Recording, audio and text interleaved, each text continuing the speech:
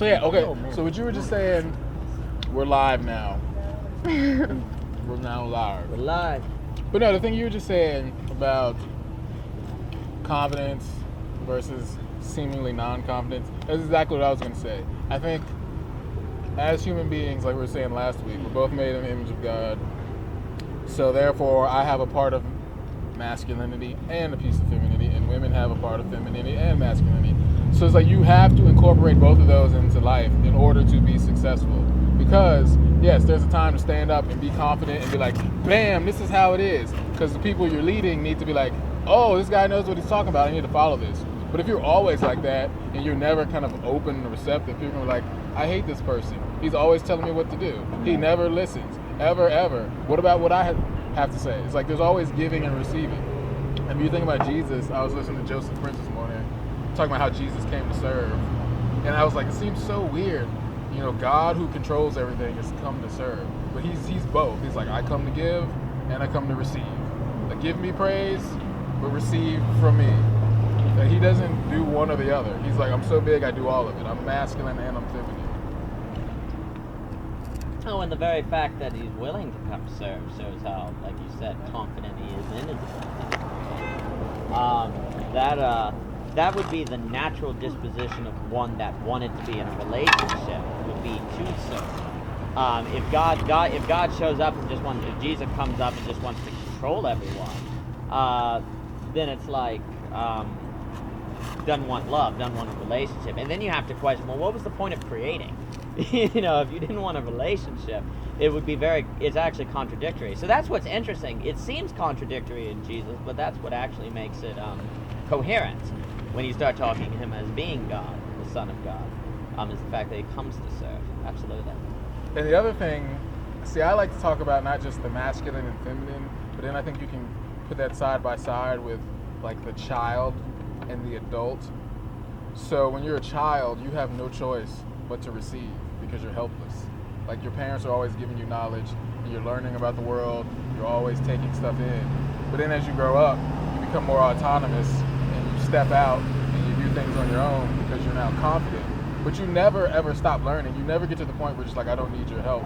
So I think it's perfect to maintain the perfect balance of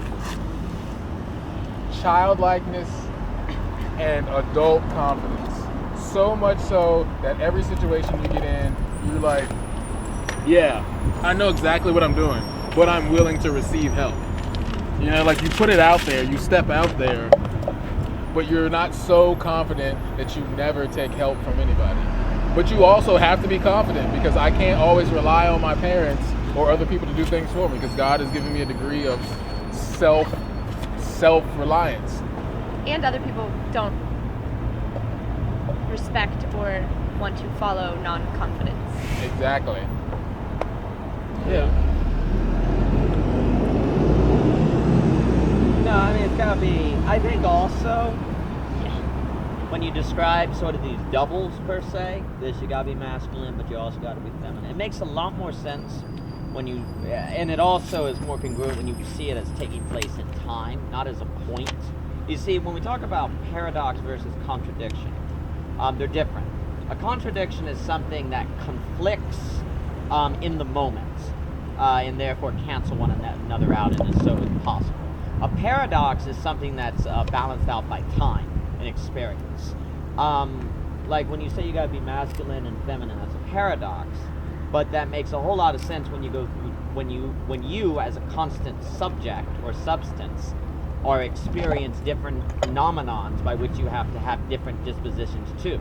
So you're changing in your disposition from masculine to feminine, from feminine to masculine. You're just constantly going back and forth because you live in a world that's constantly changing. Therefore, you, as a constant, change your disposition to that which is changing in order to not contradict with it, actually, in order to hold to a stable self. If that, to throw out a really fancy Aristotelian metaphysical concept. So it's not a contradiction. Like you have to be both child and you have to be both adult. Well, is that a contradiction? No, because they don't. It's not saying A does not equal A. It's saying that A has to be B sometimes, and then B B has to be A. Like, it has to switch back and forth because within both is the other.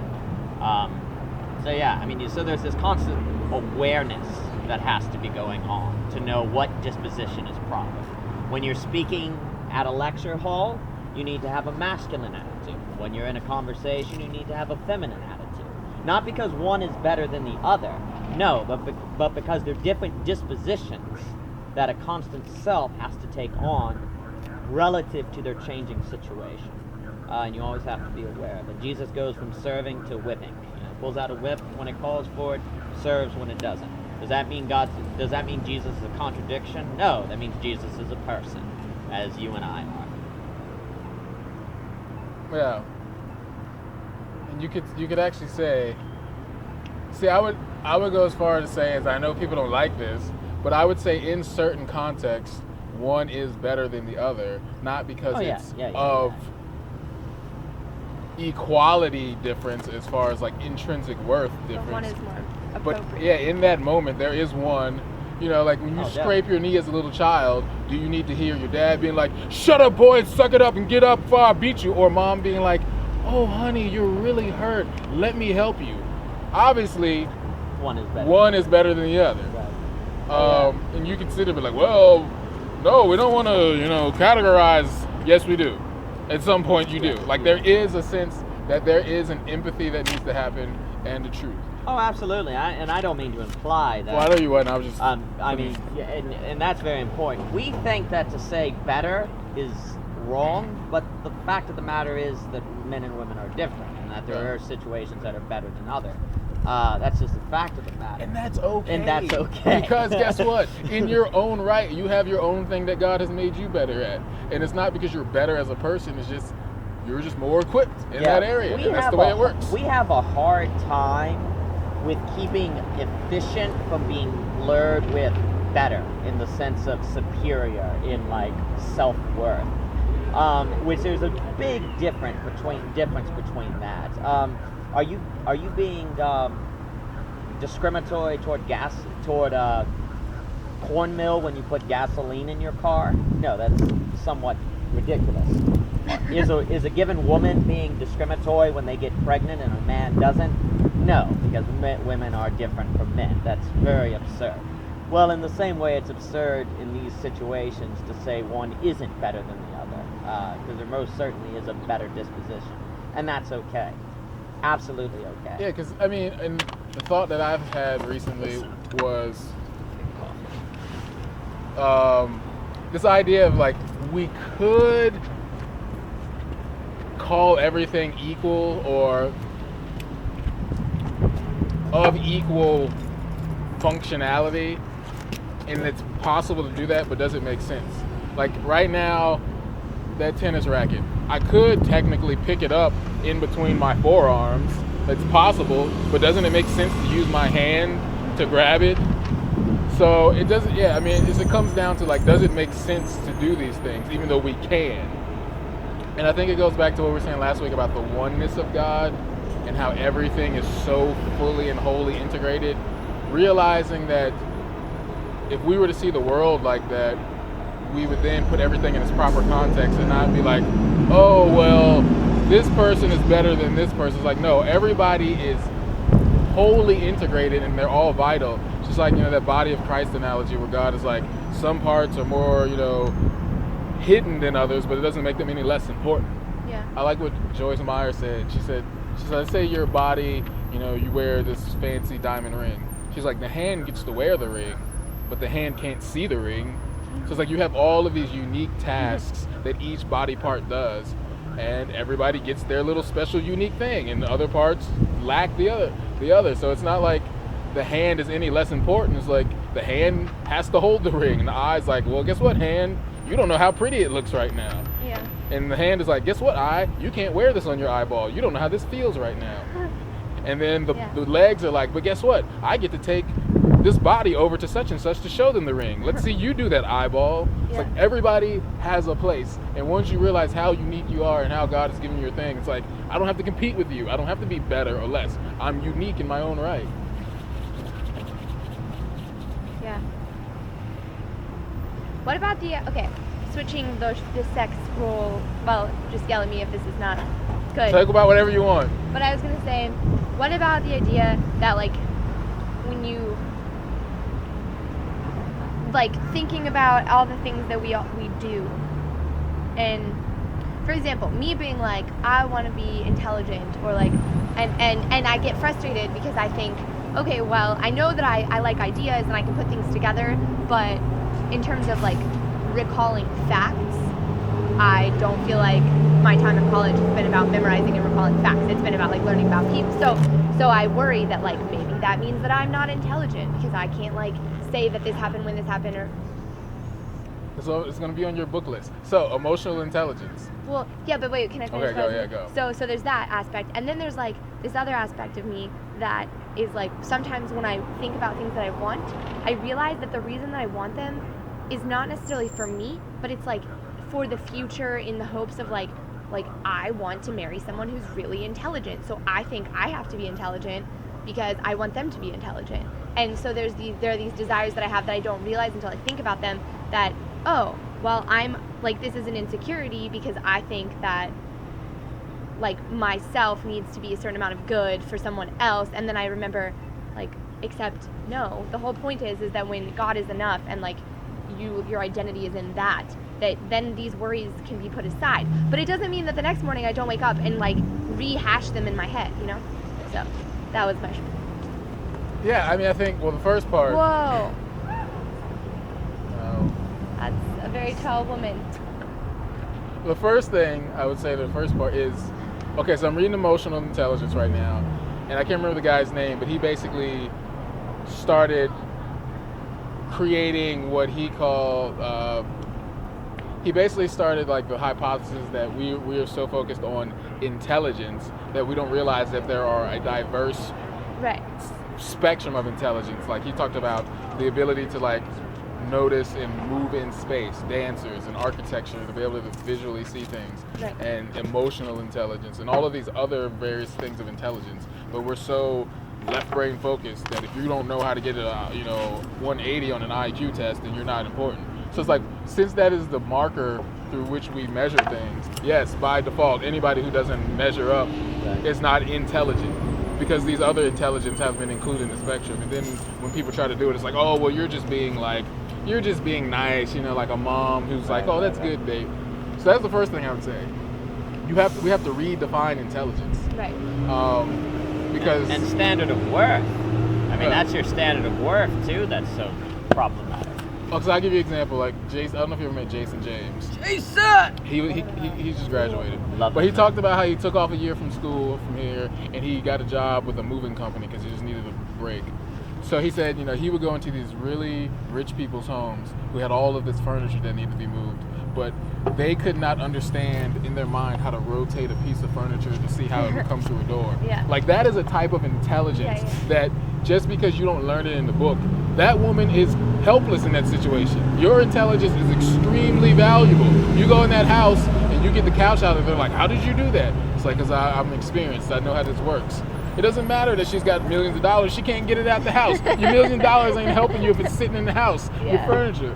So, like, we got to redefine intelligence, because then people start thinking like, oh, well, I'm not really smart and I'm not really good at stuff. And it's like, or like my brother told me this. He's like, that Einstein quote is like, yeah, a fish fails the test when it's forced to, be in a tree. Of course, it's not going to thrive. Yeah. It's not its environment to thrive in a tree. It's made for water. No, that's absolutely. To that, I think that's also part of the that what you just described is one of the reasons why we don't think it's okay to say men and women are different. Because when our standard of worth is IQ, which tends to be left-brained, and men just tend to be left-brained, then the standard of worth, actually, if you think about it, like so much of what like the feminists are fighting for is actually discriminatory, because they're fighting for women to be like men. Yeah. Think about it. Their standard of what equals being important and valuable is masculine. Yeah. So they are actually enslaving women in the name of liberation to masculine stereotypes. Isn't that hilarious? It's awfully hilarious. I want to cry. So you see, and I think that's because your standard worth becomes IQ. But the ridiculous thing is how, like, no matter how many times you can object, like you can, I can remove myself from that and be like, no, the fact that I like these other things more than, like, it would be, despite the fact that I can say I want to be able to recall this information and to be able to, like, have conversations and say, like, regurgitate facts and, like, put information together. Like, at the end of the day, like I said, would much rather just be, like, loving people. Yeah. And I can recognize, like, it has been the weirdest thing being in college and recognizing that, like, the entire time I was in high school, I hated the fact that I was a girl, actually. Like, I kind of did. I was like, this sucks, because I just want to be, like, this. I mean, it wasn't like I was like, I hate being a girl. It was like, I literally didn't even realize I was doing it, but I wanted all of the things that in my mind, like, an intelligent man would have. But it didn't feel right, because that's not, like, actually who I am. So college has been this weird process of being like, wait a second, let's refigure out, like, who Natalie is, not in relation to what I've been led to believe is, like, good. Yeah. And what's being described here is actually a result of the loss of the field of hey Zane. Hello. You're super cool. I mean, what you're describing actually is it runs parallel. That kind of way of thinking runs parallel with the loss of metaphysics, and more importantly, ontology and philosophy departments around the country, or being, the question of being. Ontology is the study of what a thing is. Like, for example, Bernard is a male. Natalie is a female. Ontological argument for God's existence. Well, and some, but it's decent at best. When we no longer care or believe that a thing has an innate essence or being, we have to create our own standard of identity, okay? So that standard becomes just some arbitrary idea of masculinity or left-brainism that we're describing. And what does that do? That results in all the females being told that in order to be equal, you have to be a man. That's crazy, right? Because it's done in order to liberate women from the clutches of masculine oppression. But you see, if you don't believe in essence, which colleges don't, the academics and intellectual of the country have reduced philosophy to pragmatism via Richard Rorty, William James, and people like that. They don't really study metaphysics unless you're in a religion department. Religion departments still ask questions of being because there's a God of which the being is derived. But if you don't believe in an I, which if you think about it, they don't. They don't believe in the I. They don't believe in the essence. They don't believe in being. Then that doesn't mean that stuff stops being, right? Everything still is something. So they have to define some new idea. Because if I don't accept your innate identity for what your innate identity is, and I don't believe that exists, I have to create some arbitrary identity. So society has accepted left brain, IQ, masculine characteristics. And that is their standard of identity. That is their standard of is. You see what I'm getting at? So, I mean, seriously, you can watch the history of philosophy. As ontology fades away from academias, feminism, the hookup culture, and all of these sort of movements that have given rise to the modern world begin to grow and begin to take off. Because if identity is no longer something that you can ask questions about, because it's not a because it's not a field that's taken seriously, and it's not by chance that field was not taken seriously once God was sort of kicked out of the equation, these problems happen. There's definitely a cause and effect relationship that's going on. Definitely. Yeah, I mean, like when you were talking earlier about, having that respect. I don't know. I think first we have to get back to, identity, again, realizing that God has made you to be a unique individual, and that it's not like your... No, God made us all to be men. It's not your, like, goal or purpose to, like, necessarily, like... I mean, we all want to be respected, obviously, and we all want to have that thing when we get up on stage or in front of people or create that people like, take notice and like you are really good at what you do. So I think the thing I would say there is then to fully engulf yourself or entrench yourself, into that thing which you are really good at, and that respect will come. But it may not be this like, because I think right now, like, maybe you're thinking more this ideal picture of, like, I don't know. But, okay, yes, I agree. I just think that it's just, like, so convoluted when, for example, okay, sorry I'm talking so much about, like, my own personal No, we experience. hate personal experience. We like generic, abstract experiences that we can't understand. The only experience is personal. It's true. But I was going to say that, wait, what did you do? What was your last comment? I said, to fully entrench yourself in who you are, and you will get that respect because it's what you do. Right. Well, the thing that's so frustrating to me is that, okay, growing up, when I remember what I used to like to do most when I was little, it was like make stuff.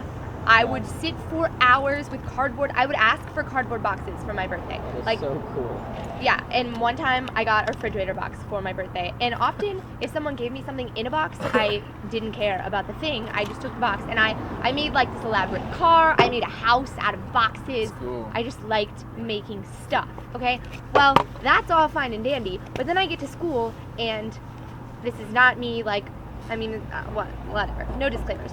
And I'm like good at school, right? So I like math, I like science too. So then not even my parents, but like I decide, I want to go to this school that is obsessed with math and science and technology because I'm good at these things, and everyone highly esteems people that go there, and I will just thrive because I'll be around people who also like learning and blah blah blah blah blah. So then I go there and I'm like, okay, well, I'm so good at math and science and I like it, and all these people are obsessed with it, and we're all gonna like feed off of each other and agree that math and science is really awesome, and that art, like, I never thought about art ever, because in my head it wasn't even like there was never a time when my parents were like, Natalie, you need to do this, because my parents are really cool and chill, but I like put all this pressure on myself because of the way that I was perceiving the way that other people were perceiving me and others. So then I get to college and I have a crisis because senior year of high school, senior and junior year, I had an awesome English teacher and I loved my English classes. And my professor was like, you're good at this. Like, we had conversations where I was like, wow, this is cool. Like, I like writing papers, I like analyzing this stuff, but it's not math and it's not science. So when I got here, I was like, well, maybe I'll study, like, have a sciencey major and then be English major. But then as I was taking these sciencey more or math, or then I took about like econ, I was like, I just don't enjoy being in these classes as much as I enjoy sitting and discussing in English. But it was a huge identity, like it's been a really hard process to like strip myself of this identity of, or even, okay, and now my dad got to the point where he was like, well, Natalie, if you're good at these things and if you're capable of it, you should just do it because you have the option, and it would make more money in the long run, or it would be more like practical. And so it's like, well, sure, you can say we all need to recognize like who we are, but when we don't have someone in our lives or like a system in place that can like look at every child and be like, look, these are the things that you just naturally are inclined to do and like that you love doing, it becomes about like, what are you good at?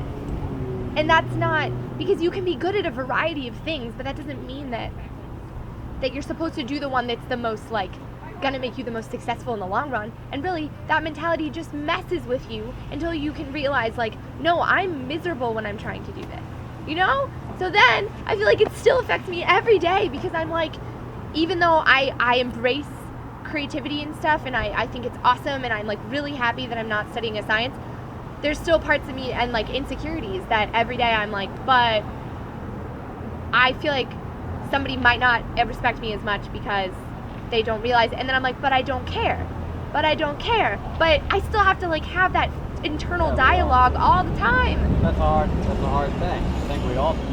That just sucks though. It's like, well, that's the zeitgeist. I mean, you're doing that, and we all do that because of the zeitgeist of the age, which is put in your thoughts, in your head, that these things have a less likelihood of bringing you respect. I would argue the math and science and stuff has just as little likelihood of bringing you respect than do these things. Do you think again, let me list off some names of people. Have you heard of these people? No. I mean, every field has just enough of a level of probability of respect as any other. The question is, do you ever create anything that no one else creates? That's where the real name recognition comes from. That's why the tragedy of throwing out creativity is so great, because that's actually how you get real, not only respect from others, but respect for yourself. Because if you only have respect for yourself, that's great, but there's this sense of a loss of respect from others, which you will get, though, if you're doing what you're passionate about. It will come inevitably. However, I think the worst thing you could do is sacrifice respect for yourself and respect for others, because you can never actually get that. Even when someone comes up to you and they genuinely mean you're brilliant, you can never know they genuinely mean it, and it will only last until you get home and start hating yourself again. The best is to have respect for yourself and to get respect from others, which I really do strongly think that if you do what makes you have respect for yourself, you will get respect from others. And again, the only real true way to get respect from society is to create something. This would be Mark Twain, Bill Gates. This is name recognition. What they do, they freaking created something. Maybe they got a PhD, maybe they didn't, but it's secondary. It actually is a non-important variable. It's just up to the particular life course that this particular person chose to make. And to what you were saying, I loved math. I was a huge math fan. I still love math. When I got here, though, since they designed math and science classes at colleges to make you feel like a number and you're not creating anything, one of the problems that I encountered is I hated math and science on the university level because they actually hate you. Yeah. They don't really care about you. And also, there was this jump from really kind of a discovering mindset to a past tense mindset. That's what I found. It went from, wow, this is really cool and I didn't know about this stuff and I'm solving puzzles, to, oh crap, I have to absorb all this information and that's impossible. So that kind of happened to me in the math and science And realm. like when you're learning science in high school, for example, You're creating, inventing, experimenting. yeah, Yes, you that's kind right. of like learn it because the teacher often, if they're a good teacher, I think, especially physics. I loved physics because my teacher was awesome, Yeah. and we would measure out, exactly where we need to put this cup, and then the ball would fall in the cup, and we were all like, oh my gosh, I just calculated this myself. Right. But then you See, get there's a here, and creative it's like, element there. here's the textbook, read it, and you're like, but now I can't actively apply it. Yeah. Because I don't have time to Right. go do it by myself, because I had to read 90 pages of your stupid book. Oh yeah, you see, so Oh. actually I would argue it's more of the loss of the creative element between your math and science classes in high school to college than it is the fact that it's math and science. Because in the English and religion and all, there's inherently a creative element that you're involved, because it's your paper, your interest. They can only rob your autonomy so much. So I would argue that the math and science classes on the college level could be just as great as the English classes if they had that autonomy creative level. Yeah. But they don't. So it sucks. For people like us, I mean, the econ, the physics classes I had to go through sucked. They utterly sucked. So I know what you're talking about. Absolutely agree with you. And it's a loss of creativity with time. The other thing is, see, it's easy for us to have these conversations because we actually believe in something beyond this world. That's a huge So, yeah. I guess for me, when I look at my life, I'm like, okay, what do I really want to do with my life, and what do I want it to mean to myself? And there's this responsibility of being like, God has given me all these talents in music and writing and talking to people and film, and for me to like first off, I couldn't even do it. Like, if you put me in a business suit and I would just be like, you would see me on the news, you'd be like, this guy jumped out. I wouldn't just jump out of the building, I would like blow my brains out as I'm falling. I walked past an office today on, the intersection of JPA and Emmett, like right there with the annoying turn thing where you get the walk sign, and they're doing all the construction by the new Mexican restaurant. Well, there's like offices that are like half underground right there, and I was walking by and I just saw this really dreary office with boxes of like paper spilling everywhere and files, and I was like, there was a woman in the office, and I was like,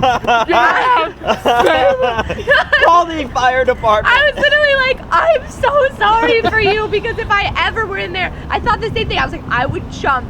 Well, it was below ground. But if it were I'd up in the collapse sky, the building. I'd implode the building upon myself. I would. I couldn't do it. Okay, yeah. So, but for those people who love that stuff, yeah, like there's some people who like The Office and more like. What? No, there's some. I know there are, but it amazes me. But if that's not for you, it's like you do not belong there. It does not make sense. And the problem is, people have gotten to this. Okay, here's the first problem.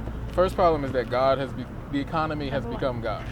Because what happens is your parents who are brought up in this economy, they see you and they're like, oh wow, my daughter's getting these really radical ideas. Those radical ideas don't really mesh well with this economy thing, because if you don't make money, you don't eat food and you die. So your parents have this quote unquote love for it is love to a certain degree, but it's not perfect love. Love made in the image of the economy. Because if because the true perfect love, like that's the thing between our parents and God the parent. God loves you perfectly. Like our parents don't understand that. They think, oh, I don't want my child to die. God's like, I don't want you to die physically, spiritually, none of those. It's like, I want you to live completely. And when I see you walking to work and your body's alive, but you feel dead inside, you might as well be dead because you feel like being dead. Yeah. That's why I always tell people, if you're alive, you should feel alive. If you're dead and you feel dead, that makes sense to me. Yeah. But to be alive and feel dead doesn't make sense to me. Yeah. If I'm going to feel dead, I'd much rather just be it. So your first thing is, okay, economy is God. Wait, can I add one more personal anecdote? Yes. Okay, so you guys are gonna laugh at this. Last Wednesday, it was beautiful, and it was like the moon was big and bright. It was last night too. Last night too. Okay, but last Wednesday was beautiful, and it was the day that it poured a little bit, and then there was a rainbow, and then it cleared up again, and then the moon was out, but it was still bright. Two rainbow? Yeah, the two rainbows. Yes, it was gorgeous, and I took off my shoes, and I was like walking around grounds at a sloth pace, and just like feeling the grass tickling my toes and looking at the moon. And my brother called me because I haven't talked to him forever, and I called him and left him a message and was like, hi, where are you in my life? Because I haven't talked to you in months.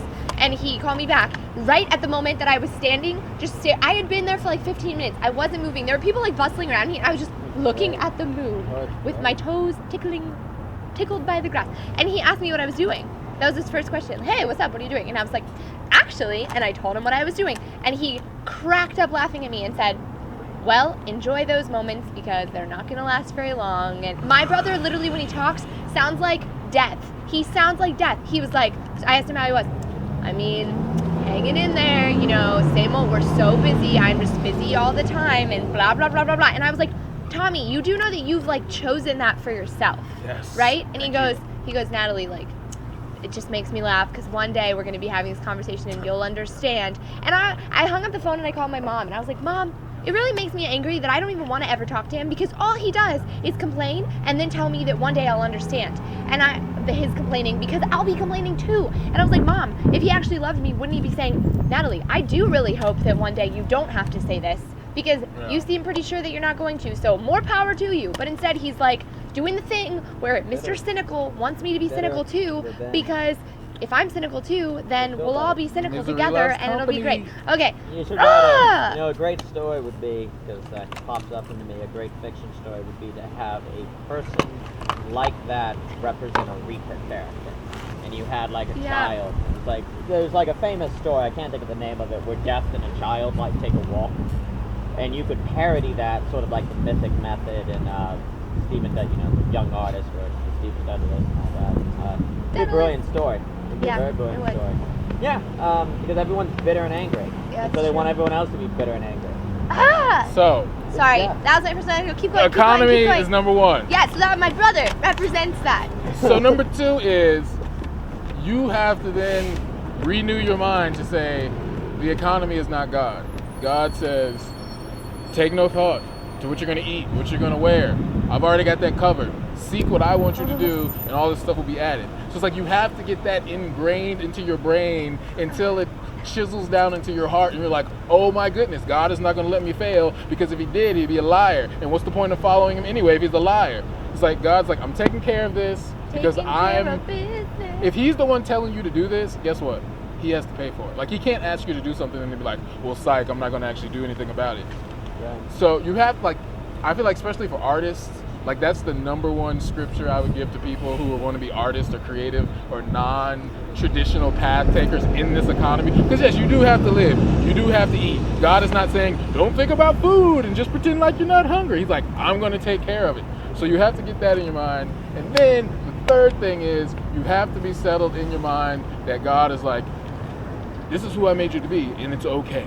Like, I think that's the hardest. I think artists don't think about that. They're just like, well, my parents don't like it, and people say it's not going to work. So, no, he's like, I made you this way. It's not wrong. I know everybody else has told you it's wrong, but again, you got to renew your mind. He's like, I'm the one who gave you talent and craftsmanship and a passion for this, and you must follow it. Like, because yes, that's the problem. It's like those dueling thoughts get into your mind because you're like, I know what God is saying, but it's not practical and it's not going to work.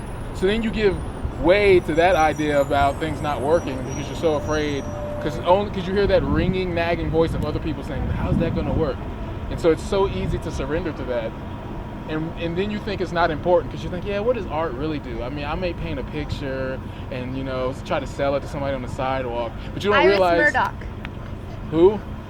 She has a really great quote about how art takes you from fantasy to imagination, and it pops your little bubble that makes your world small, and it makes you empathize and understand other people, blah, blah, blah. Think about this.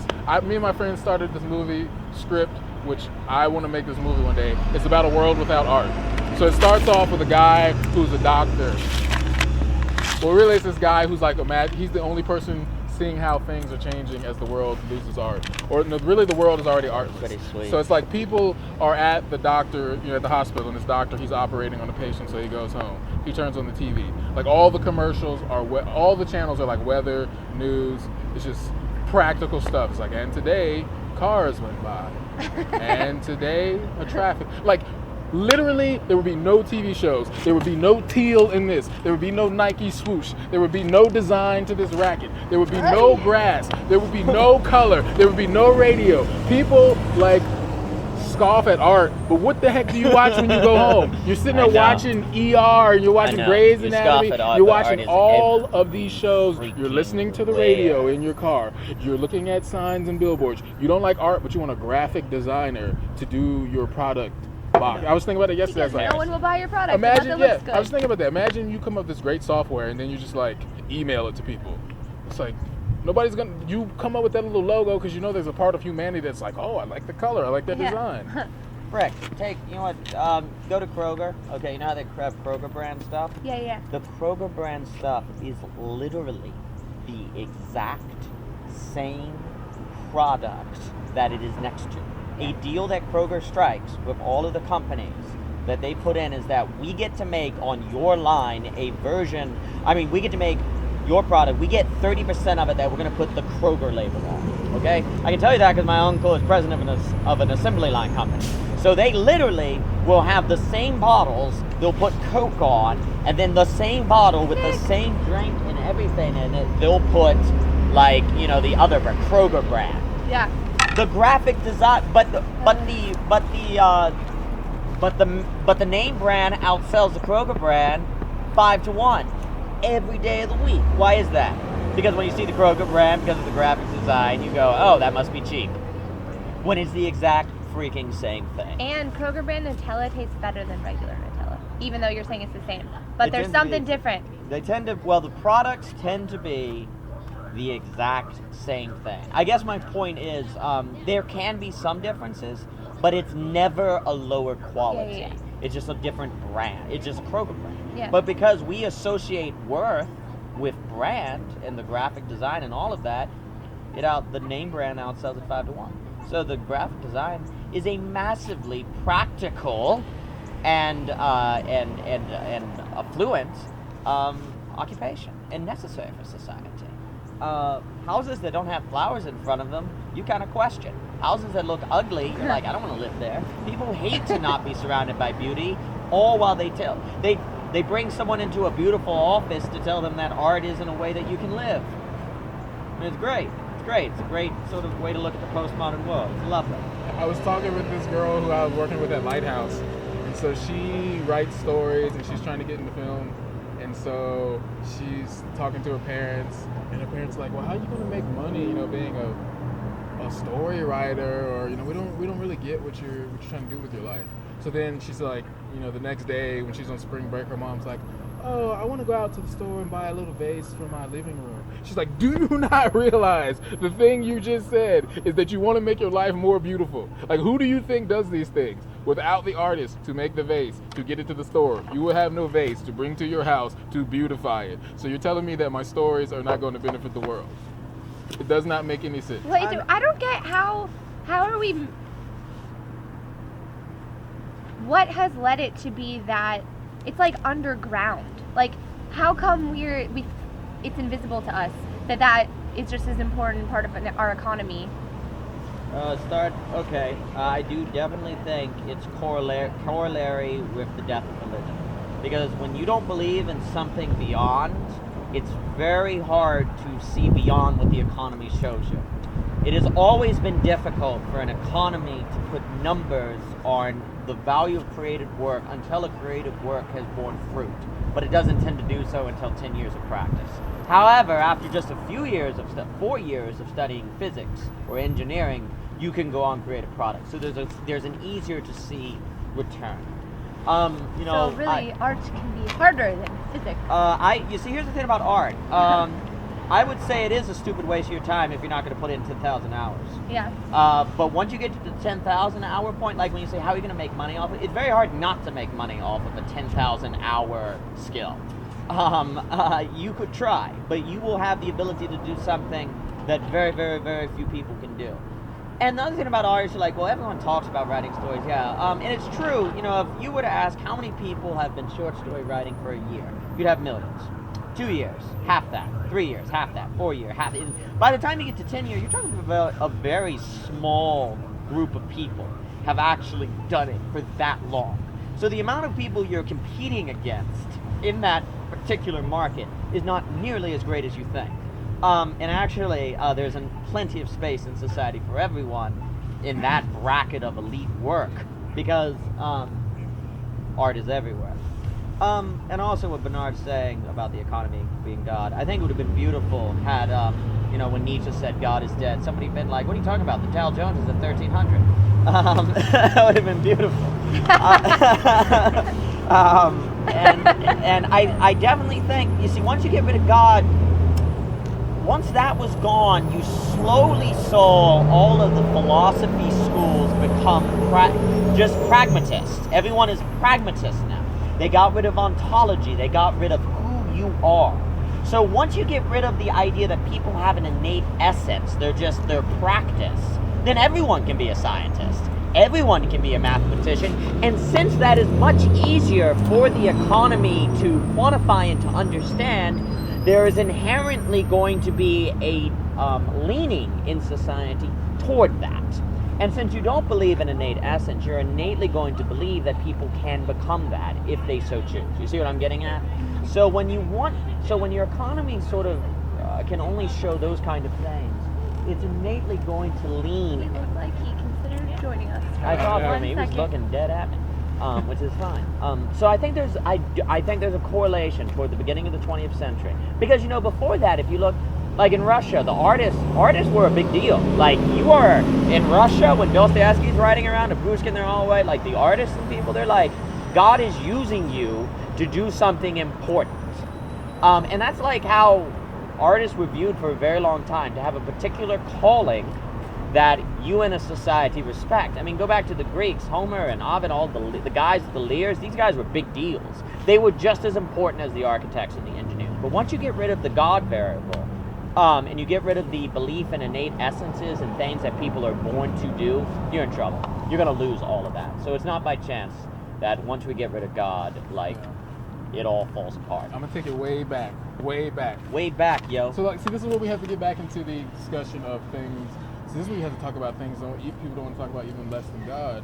The devil. Like, people don't even want to God. Okay, I believe you when you talk about God, but now you're getting really crazy. The devil. It's like, really? I figure people believe in the devil more than God. It's like, do you see evil that happens? But anyway. Oh, I think people don't believe in evil. To be frank, I mean, when the murder happens of the UVA lacrosse, people are like, how could anyone do this? Well, because there's evil. in the world. I mean, we don't believe in evil, and that I think is tied to our problems. Are there Really. like blankets in there? Probably. Is that big red blanket? Yeah, Is go that get Anna's? Is it? Where is it? Downstairs. Go. Oh. Quickly. Run. Fast. Don't talk. Sprint. Don't talk. I'm Yeah. talking. I'm filling up space. That's okay. Education. No, I'll just talk. I'll talk. No, I think when Work. education, I definitely think the other thing that happened on that idea is people don't take philosophy and talking and thinking seriously. They're like, it's impractical. But if you think that philosophy has no role, that's your philosophy. You're always going to have a philosophy or religion. If you don't believe in God, that's your religion. If you don't think philosophy and thinking is practical, that's your philosophy. And so philosophy has become pragmatism. And so there are no innate essence. There is no male. They're just social constructs. And if there are just social constructs, then you can turn people to be into whatever you want them to be. So let's all make them left-brain males because that's what's efficient. And we're slowly going, oh wait, people are innately male or female, and people are innately an essence. And maybe God wasn't crazy when he identified people in those terms. So it's just, at the beginning of the 20th century, we decided to go back 2,000 years. And 100 years later, we're starting to think that maybe we went in the wrong direction. So anyway, on the devil. Well, every time you start talking, I'm like, I need to get my class online, which I've been working on for far too long. Something else comes up. But anyways, in this image of the creator class, I talk about how if you look at imagination and you look at pretend, make-believe, play, all of these words Fantasy. correlate or have a parallel to faith. Because when you make believe, when you pretend, when you play, imagine, you're not really working with the seen. You're always working with the unseen. You're always thinking of pictures in your head. You're always envisioning things that have not yet happened. And that's exactly what faith is described as, the things not yet seen. So I feel like if the devil can be like, Ooh, eradicate all of the. anything that even remotely looks like faith, I need to make that seem Ooh, that's interesting. like it's not something Worthy. that they should. Oh yeah, you don't want to get in play. That's for little kids. Right. Oh, you don't want to play the piano. That's what girls do. You don't want to be gay, do you? Right. So then anything that's even remotely artistic, you are told to shy away from. So then when you're taught to use that part of your being that allows you to imagine, which allows you to dig inside yourself and see the. I mean, that's all art is. If right now I showed you a lump of clay, the non-artistic person would walk past it and be like, it's a lump of clay. The creative person will look at that lump of clay and is already seeing the sculpture completed. Already before it's even there. But the thing is, the other part is you have to bring in faith and work, because it's not just going to magically become a sculpture. You actually have to put work and sweat and effort, 1% inspiration, 99% perspiration. So yeah, there's that misconception too, that faith is just about like, and then it's like it's like, no, you have to do something. So you have to like get rid of that mentality too. But, so, wait, where's your original question? Oh yeah, how did it get here? So I think that's part of it. Because I like that. because I think that's true. if you look at God in the beginning, I mean, the first thing he ever did was be created. Yeah. And it's like, how can you see that and then not apply that to the people who he made in his image? And it's interesting because Kenny and I were talking about like stuff that he's experienced in other countries where the devil has, or like evil has seemed so much more tangible than how we view it here. And then we were talking about how, but actually, it wouldn't make sense for the devil to like approach every society in the same way. And it makes so much sense that the ways that the devil is working the most are by convincing people that like the logical rational is like supreme and God. Oh, well, you don't need to destroy people if they're destroying themselves. Exactly. And they tend to be more willing to destroy themselves if they do it by their own power, and it tends to spread like a meme to other people's minds. You said something interesting. I think when you're saying like people are accused of being gay, I think the homophobia of the church has actually fed into its dismissal of creativity. Because males who are creative, well, what if they're gay? That sort of thing. I think those things feed into each other. which unintentionally, but they very much do. Like a guy's like, I don't date because I work on stories. You're like, that sort of thing begins happening. So sort of the crises of the homosexual, which is a topic that can go on for quite a bit, I think bleeds into also when you start talking about a man needs to have some feminine characteristics. How dare you?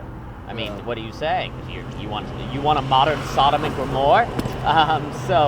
And things like that. So I think that's part of the problem too. The homophobia gets blurred into the creativity phobia that needs to be dismissed. Yeah, and I had never thought about that because I had a friend and she said, I was trying to get my son to play piano, but he's at that age where he thinks playing, musical instruments for girls. And I was just shocked. I was like, never have I had that thought. I hear it all the time. Unless somebody else like said it to me, but as a person who like played the violin, played the piano, never once did I have a thought. It's like, oh, this might be perceived as being like it was just what I wanted to do. Oh, and the reason you don't want it because you're like, no, that's gay. You see, that's what you hear the kids are saying. Yeah. Everyone, think about that. I think, like, I don't want to draw. That's gay. I don't want to do that. I don't want to do this because it's gay. I think that's a big part of it as well. I hear that so at an early age, because our TV tubes filled young kids' head with these ideas of homosexual and things like that, and now the school, now you have your schools teaching it with your church having no coherent doctrine on the matter because it doesn't have a coherent doctrine on sex. So now kids are getting this idea that there are clearly gays and there's clearly sex, and I don't want to be associated with gays in any way whatsoever, so I'm going to play football and I'm not going to create it all. So that's going to, I think, accelerate the split and break here that's so damaging. And then girls have this mentality that they need to be like men, so they need to be more masculine, and that by creating and drawing and enjoying those sort of dance, like that's not as good because they have to be masculine. So everyone's tending toward this person that we've created as good that and now you're lesbian. Sucked out of all creativity. And now you're a lesbian because you're trying to be masculine. And so you can't win. So this homophobia sort of feeds into the problem as well. Yeah, I think there's definitely first you have to define masculine and feminine. Like the way I've been exploring it in my writing is like last week when I said male and female, and I said this is a masculine and this is a feminine characteristic, and Eric's first response was like, I don't think you can do that. It's just like we were like reducing sex to intercourse. We reduced masculine, feminine to male and man and woman, when really I think male and female is a overarching diagram for all of creation, all of existence that encompasses man and woman. So like one way I look at masculine, feminine is male I would define as like structural need, kind of survival, and then feminine I would describe as like want, desire on top of need. So that's how I see the world now. It's like we're here. Wait, the what? What? Desire what? And then like the extra on top of need. It's like food is functional and beautiful. Okay. You can eat food and not taste good and you can still live. But why would you want to do that? Okay. You could live life and simply aesthetic. eat. You're talking kind of about the aesthetic.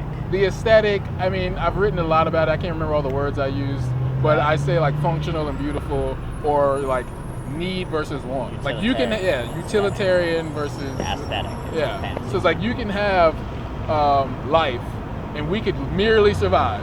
We could do it. It's possible. I could sit here every day and have gruel and water and just make it and be like, hey, I'm still here, people, look at me. And you would be like, that guy made it through life. He made it. But what is the point of that? Without that feminine spirit, which is like the beauty and the wanting to see things. I think the way I put it is like, without the masculine spirit, you could not be here. You almost, but without the feminine, you would not want to be here. That's good. You almost need to have an image, and I'm sure you've drawn this, of like a circle, and you have female, male, and then it's like it starts red, and watercolor merges into blue, and every single individual is a point somewhere on that diagram. So it's not like you're a male, you're a point somewhere on that diagram. Yeah. So it's like, you can't even say, oh, you're a male. No, I'm a point on that diagram, which is both male 60%, female 40%. And then you have to disassociate male and female with like sex organs. Yes, Yeah. that's right. And there's nothing wrong with that. And then also when you have the idea that the dot can move by its own volition, it can Yeah. move. So I mean, when you talk about an essence, like the essence is Natalie is Natalie. I mean, actually, when you say there's an essence of the universe that's male and female, that's inseparable from the essence of individuality. And we talked a lot about the soul being made of flesh and blood, the soul being Daniel. Like, the soul that animates this biology that I am occupying and is Daniel, that in that particularity. So, like, if you look on that diagram of male and female, like, there's the particularity of Daniel right there. Then the terms male and female suddenly aren't so earth-shattering to you anymore, and you don't need to defend the definition that our society has set for us, because I am who I am. I'm Daniel Garner, and I'm X% female, X% male, because I'm that point on that diagram. See what I'm getting at? So no longer do you say I'm a male or a female, you say I'm that point right there. And it's kind of interesting because in scripture, doesn't it, the way that, well, I don't know what it would have been in the Hebrew, but like, it's like male and female, he created them. It's not, like, you can interpret that as if, that's what it says, right? In that way, Yeah. and it's one sentence. And you can interpret that as being like, he created men and he created women, or you can interpret that as being like, there was a little bit of both in. And we may have already said that, but I don't even think I understood it in the way that maybe. Oh yeah, you're definitely. intending That's for why me. Adam implies both man and woman. Like, Yeah. it's not till the fall that it's Adam and Eve. It's not till the fall that understanding of them being one and unified is broken because of our sin. And I would argue that overcoming sin and belief in God is like key to understanding this stuff that Bernard is talking about with the merging of the masculine and feminine, because now you're no longer defined by man and female. You're defined by God. You're defined by Christ. You're defined by your individuality in Him. So you can let go of your rigid social standards of what that means. And that's exactly what you need to do to get back to that essence of Eden, as you just sort of pointed out in the beginning of Genesis. Yeah, man, because one of my favorite things, like, I have this little diagram where it's like, it starts off with God, and then you can break that down into male, female being the overarching, but then you can break that down into male, female being actual men and women. Hello. Malia! And then I think it can be broken down even further to like the 16 personality types. Oh, yeah. And I think you can categorize some people as having more of a masculine or a feminine. So you have people who are masculine, like they're concrete, they need details, they need the boundaries, they need the limits, they need that information. Then you have the other people who are like spontaneous, they want to go with the flow, they don't want to know what's happening, they just want to show up and you tell them. So my favorite thing to talk about is this example I came up with. It's like everybody has a little bit of both in each. So for myself, I'm very flexible, very spontaneous. But I like the fact that the sun comes up every single day without fail, because that's reassuring. It's like, okay, I can count on that. did not I wake die. up, the sun is there. The sun is there. It's still there. It's structure, it's repetitive, it's constant. It's always going to set my mind at ease. However, you have people on the other end. They may be the people who need information, details. I don't like surprises. Don't sneak up on me. Let me know when it's going to happen, what time, and how many people. But that person probably still likes a surprise party. You know, we're not all just one or the other. We both have pieces of both. You may operate in one all of the time or most of the time, but you're never not the other one at some point. You're always incorporating pieces. That's right. And I think the Matt Briggs personality test, I think that's better than the masculine femme, like one or the other. I mean, even Ken Robinson in The Element talks about how even those 16, there are hundreds, not just 16. But I think those 16 are a good start, as long as you're not, married to each one is exactly like this description. And then, like, when you see male and female equals, like, one of those 16, delineations of male and female do not become this, how do you put it, end all to identity. I mean, that's the problem right now. I am a male. That is our only standard of male and female, or of identity. I mean, and I think since we've tied it so much up with identity, because we're insecure in ourselves, that's why we're scared to play the piano as a kid and we don't want to be gay. Because who cares if people think you're gay? You know, you're doing what you want to do, right? It only matters to you if you're insecure. Which, of course, children, to some degree, can't help but be so insecure. But you can see how worrying about what the other person thinks can get you in huge trouble. And the other thing, like weaving this back into the art question. So I think the suppression of this overall female spirit is why we don't have a lot of art, because everything is reduced to, we say, utilitarian.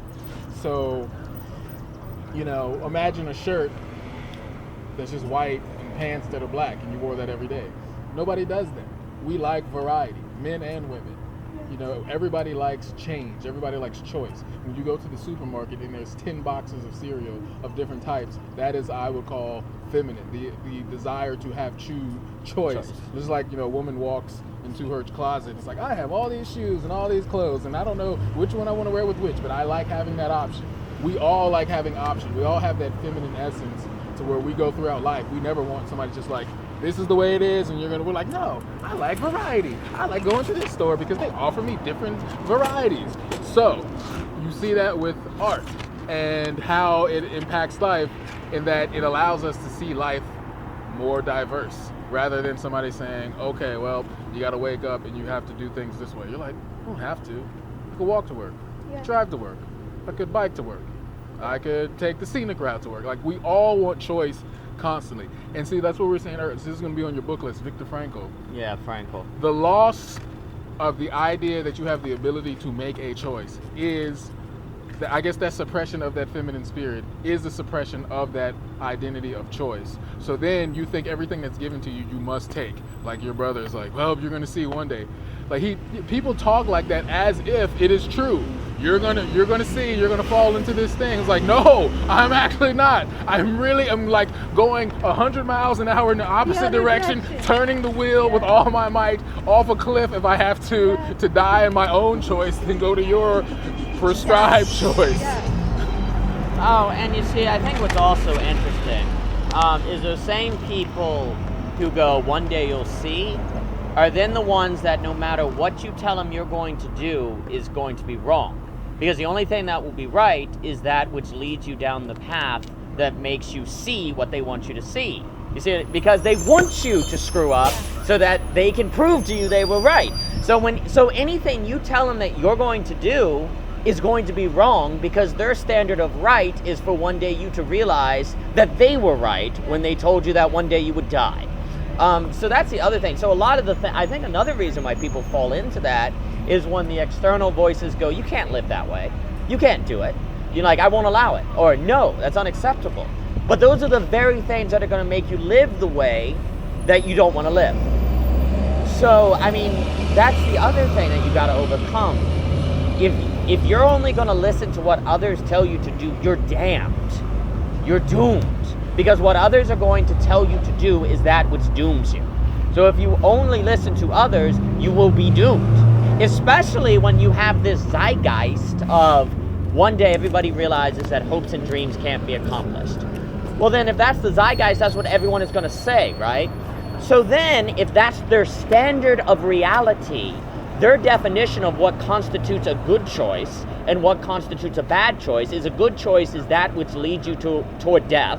A bad choice is that which doesn't lead you toward death. Do you see what I'm getting at? Because your standard of how life is supposed to be is negative. Yeah. So good choices to you are negative ones, and negative choices are what are actually good are negative. Because your standard of determining the validity of a choice is one of death. Yeah. Which reminds me so much of how, in general, when you talk to someone, this has happened recently a lot about marriage, and it's so frustrating because people who are married will be like, the best age to get married is 25. And I'm like, well, when did you get married? 25. The best age to get married is 22, right out of college. Oh, when did 20? I'm like, yeah, okay, they make a universal standard from their because particular. It worked for them. Instead of being like, you know what, this worked for me, but everybody else has a different story. Like, instead of everybody knows that, but instead we're gonna go around and give people who are younger than us advice and tell them that, like, no, this is the way because it worked for me. Well, that's what human beings do. I mean, that is an epistemology like error that everyone does. again, I was telling Bernard, once you see, since everyone thinks philosophy and thinking doesn't matter, everyone's philosophy is that philosophy doesn't matter. Everyone has a way of, everyone thinks, everyone does. So when they don't think thinking matters, the way they think is that thinking doesn't matter. You see what I'm getting at? Likewise, everyone has a religion. If you don't believe there's a God, your religion is that there is not a God. You can't escape having that relationship to a higher other of some kind. You see, human beings naturally, from their particular, universalize. It's called, I like to call it Platofy, to take from The Black Swan by Taleb, which is a brilliant, brilliant book. We're in a Platonic tradition where we don't think in particulars, we think like in universals. We think, oh, I got married at 25, therefore everyone should get married at 25. Versus, I got married at 25, he got married at 22, he got married at 23.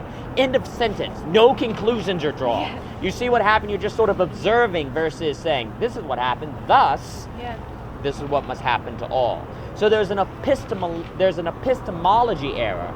Second, the other epistemology error is that we create hierarchies. We say, getting married at 22 is better than getting married at 21.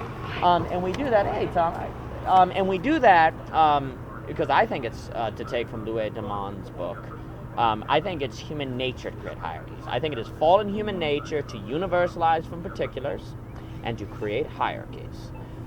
So engineers are better than art. Like, we make these crazy hierarchies, and we always want to know who's number one. Wait, did I tell y'all my little like visual that I decided that works really well with hierarchies? It's like, if there's a plane and we're all on a plane and we're all in different places on this plane, humans want to go whoop and like lift the plane and make it vertical, and then say, oh yeah, these people that are over here are higher than these people. Oh yeah, in a way it's our desire. We need to push it back down and just say, no, we're all at different points on the plane. Oh, I think it's the Tower of Babel. That's all it is. We want to make our own vertical reality.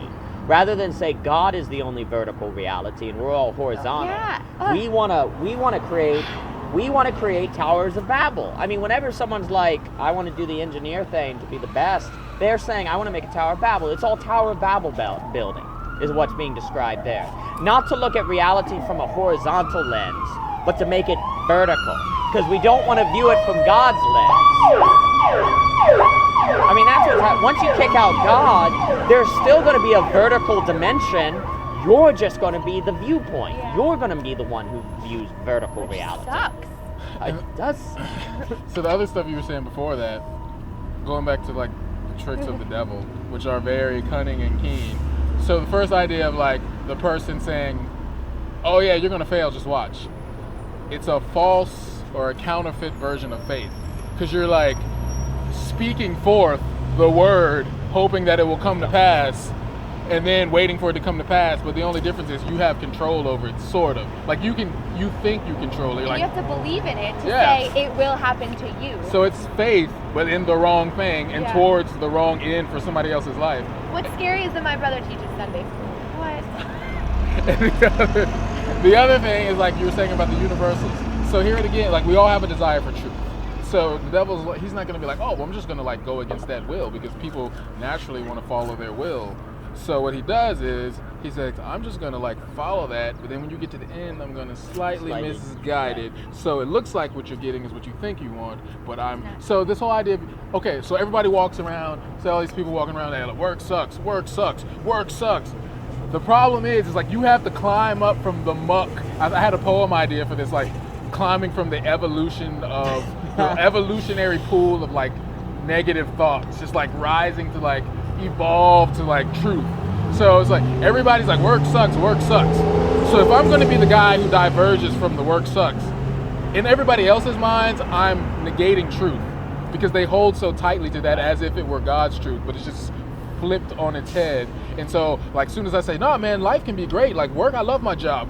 Yeah, right, work is fun. The only reason they're laughing at me is because it's tied into their own insecurity of, oh, if this guy doesn't laugh and he doesn't laugh, then I'm the only one left out. So I gotta laugh first wherever, he's stupid. When really you're thinking what I'm thinking, you're thinking what I'm thinking. Everybody's thinking what everybody else is thinking, but everybody's afraid to say it. And if you say you like your job, I'm gonna think your job's not as important. Yeah. That's the other thing that starts to happen. You actually equate the worth and utility of a work with to the degree the person likes or dislikes it. If they hate it, it must really matter.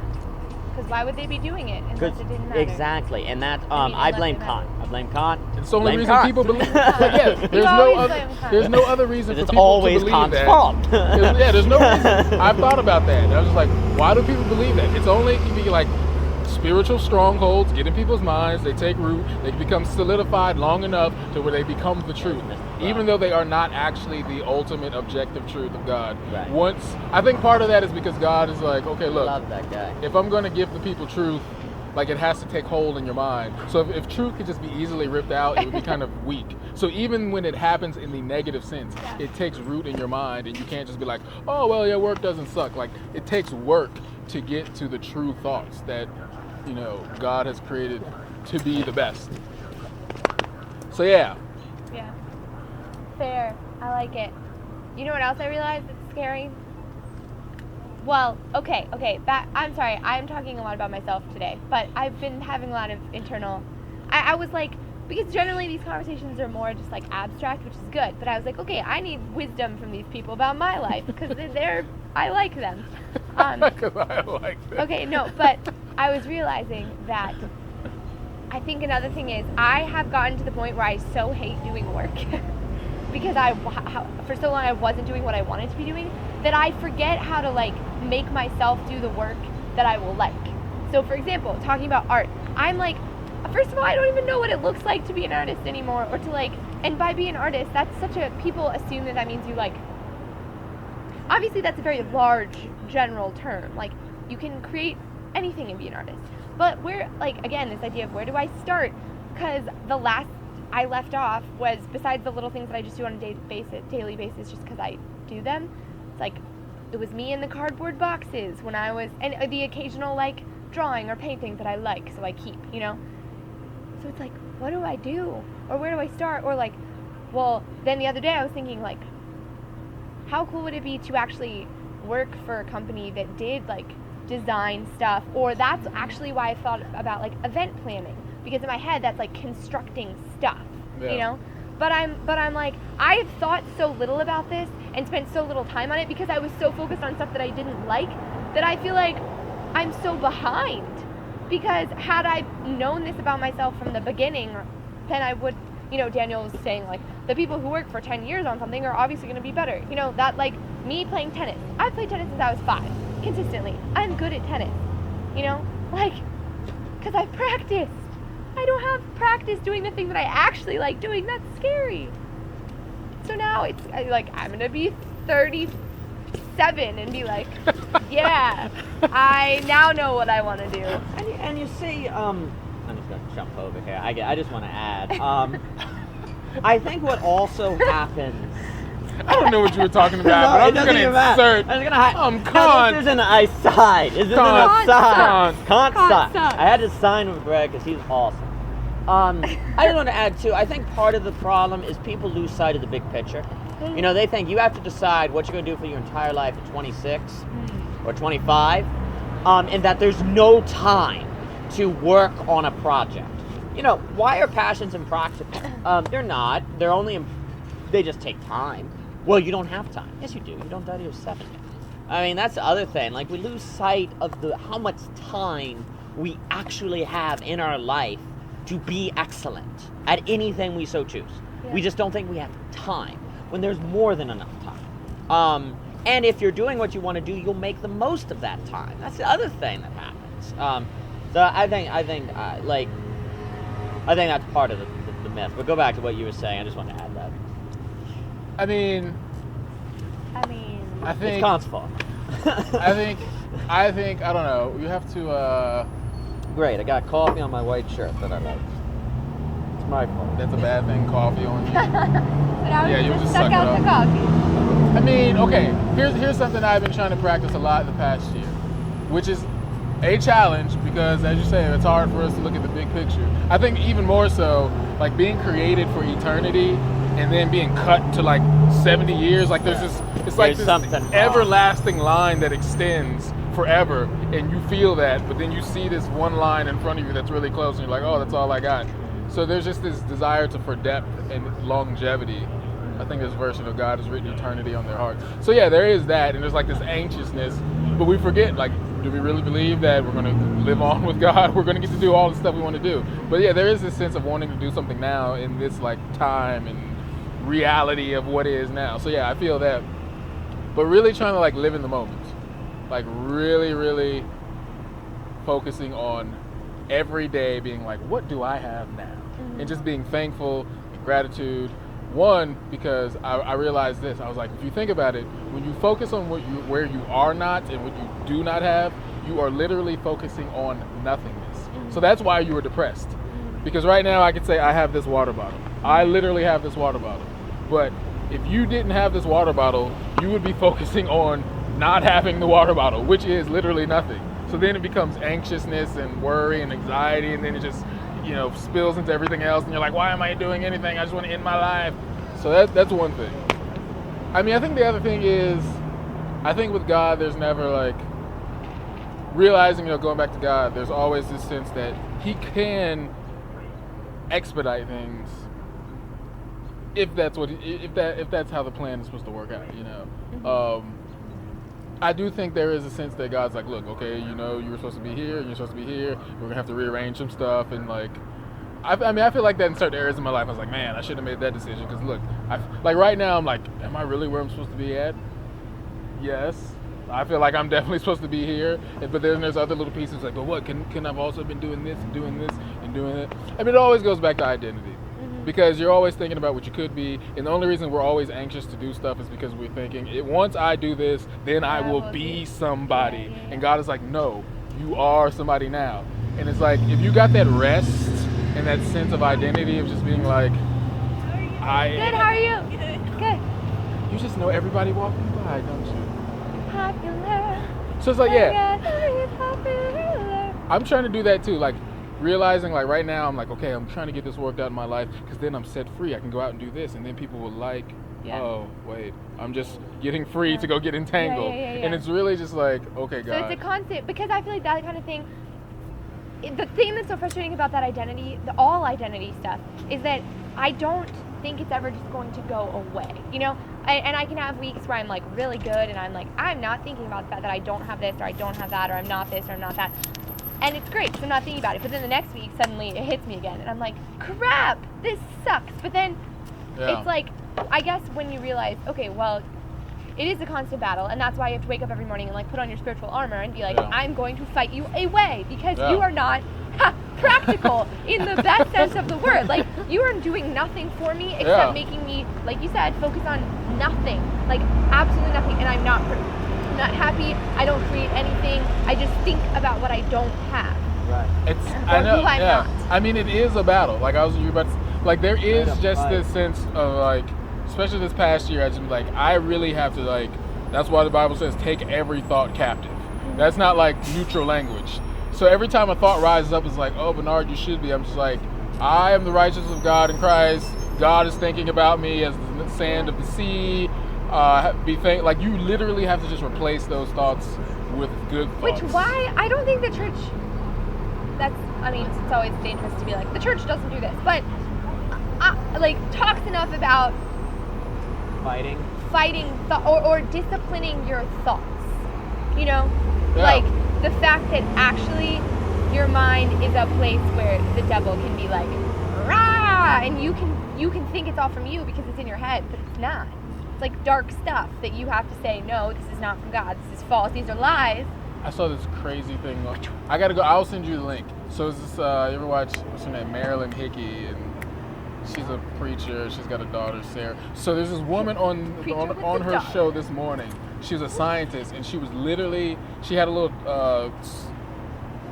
whatever model of the brain, and she was literally talking about how the correlations of like scripture to parts of the brain. She was like, the frontal lobe is like such and such. That's why the word of God says this, you know, guard your mind and blah, blah, blah, because this part of the brain like houses stuff. And then she's like, this part of the brain sends messages that tells you to be optimistic and hope for the best and expect. So like when you start to build, she was talking about how like literally like the more you meditate on God's word, like the more formed your brain becomes in certain areas and the stronger it becomes and how it impacts. So it's just so fast. Like, I mean, yes, your mind physiologically even. A secular neuroscientist would tell you. Oh yeah, she was quoting all those people. Really? Yeah. About They'll people tell you that people's brains who are who have faith or Well, yeah, she said something about they studied people. I can't remember all the details, but they did some test where people who the end result was basically people who had a knowledge that God loved them and that they had a desire to have a relationship with Jesus, some kind of relation to physical, Kelly. something of the brain. Hi! How are you? You know what was weird? What? When you pulled up and you're white. Yeah. Like 2 seconds before that, there was like a silver Jeep. And somebody you called thought- out of it. And I was like, I wonder if that's Natalie. And they then I called pulled up. like Kelly. So I was like, oh darn. And then Darn. How are you? Bernard, Daniel, this is Kelly. Hello, Karen. How are you? We are having a really cool conversation, Good to see you. and you should join us. I don't know what you're doing, but I'm not doing really anything. I'm going home and then I'm gonna like procrastinate and go on Netflix. we're talking about. Well, it Awesome originated with sex, actually, and I knew that would get you. You want to sit? Please, I'm cold. Sit on me. Please, I'm cold. I've known Kelly since the 7th grade. We share a last name, except for one letter. Best friends because we're both Kirschners, so our lockers are next to Wow, that's so I wow. know, it is. So what did Anyway, carry on. what did it evolve into? Well, now we're talking about Anything you want the to brain, do, actually. Jenna. Yeah. Well, we were talking about masculinity and femininity and how it's not necessarily like you are, or Social construct. Oh yeah, well how your ideas and even your subconscious reactions to the terms emerge from social constructs and what you're used to. When actually, in essence, people do have a masculine or feminine leaning. The problem is the way we understand that masculine or feminine leaning comes from a social construct. Like, you are indeed, in your essence, female. But the thing is, what a particular individual like you or Natalie or Bernard is, it's a mixture of female and masculine traits. So it's not so black and white. because we were associating like feminine thing. If you like get rid of, because our tendency is to say, okay, well, if it's a feminine thing, then that's immediately associated with like being a woman, and a masculine thing is associated with being a man. yeah. Yeah. So then if you're a man and you have like feminine tendencies, then there's something wrong with you. But we were talking about how Everybody instead has like feminine things would be like, you know, beauty and like the desire to make things. Oh, say the thing about the could live in the world. And Oh yeah, I said I've been redefining masculine and feminine as this overarching diagram. So women and men get encompassed in masculine and feminine versus being the foundation to define them by. So I see masculine as like the vital necessary parts. So like you have the earth, which is necessary to live on, otherwise we should be floating in space. But it's not any less beautiful. Like you could not live without the earth, but you would not want to live without all of the trees and Why is rainbows. that masculine? Talking about utilitarian on top of like the necessities versus what makes the necessities worth existing. I guess the interesting thing, at least for me, is first off, you have to say both of them are equally important. Because when people ask, like I was like, well, why is it that? I think it's mainly because they feel like there's this like hierarchy. yeah, like, and it's like well, no, both. masculine would be better. Like if there was an earth without beauty, I would not want to be here. But if there was no earth, I just could not. Both of them are interdependent on one another. The reason I would say masculine, there's a lot of reasons. I have to go back and like Hi, Miss Bickley. read all the stuff I wrote. But one of them being like, How are you doing today? You're doing well? what was the reasoning?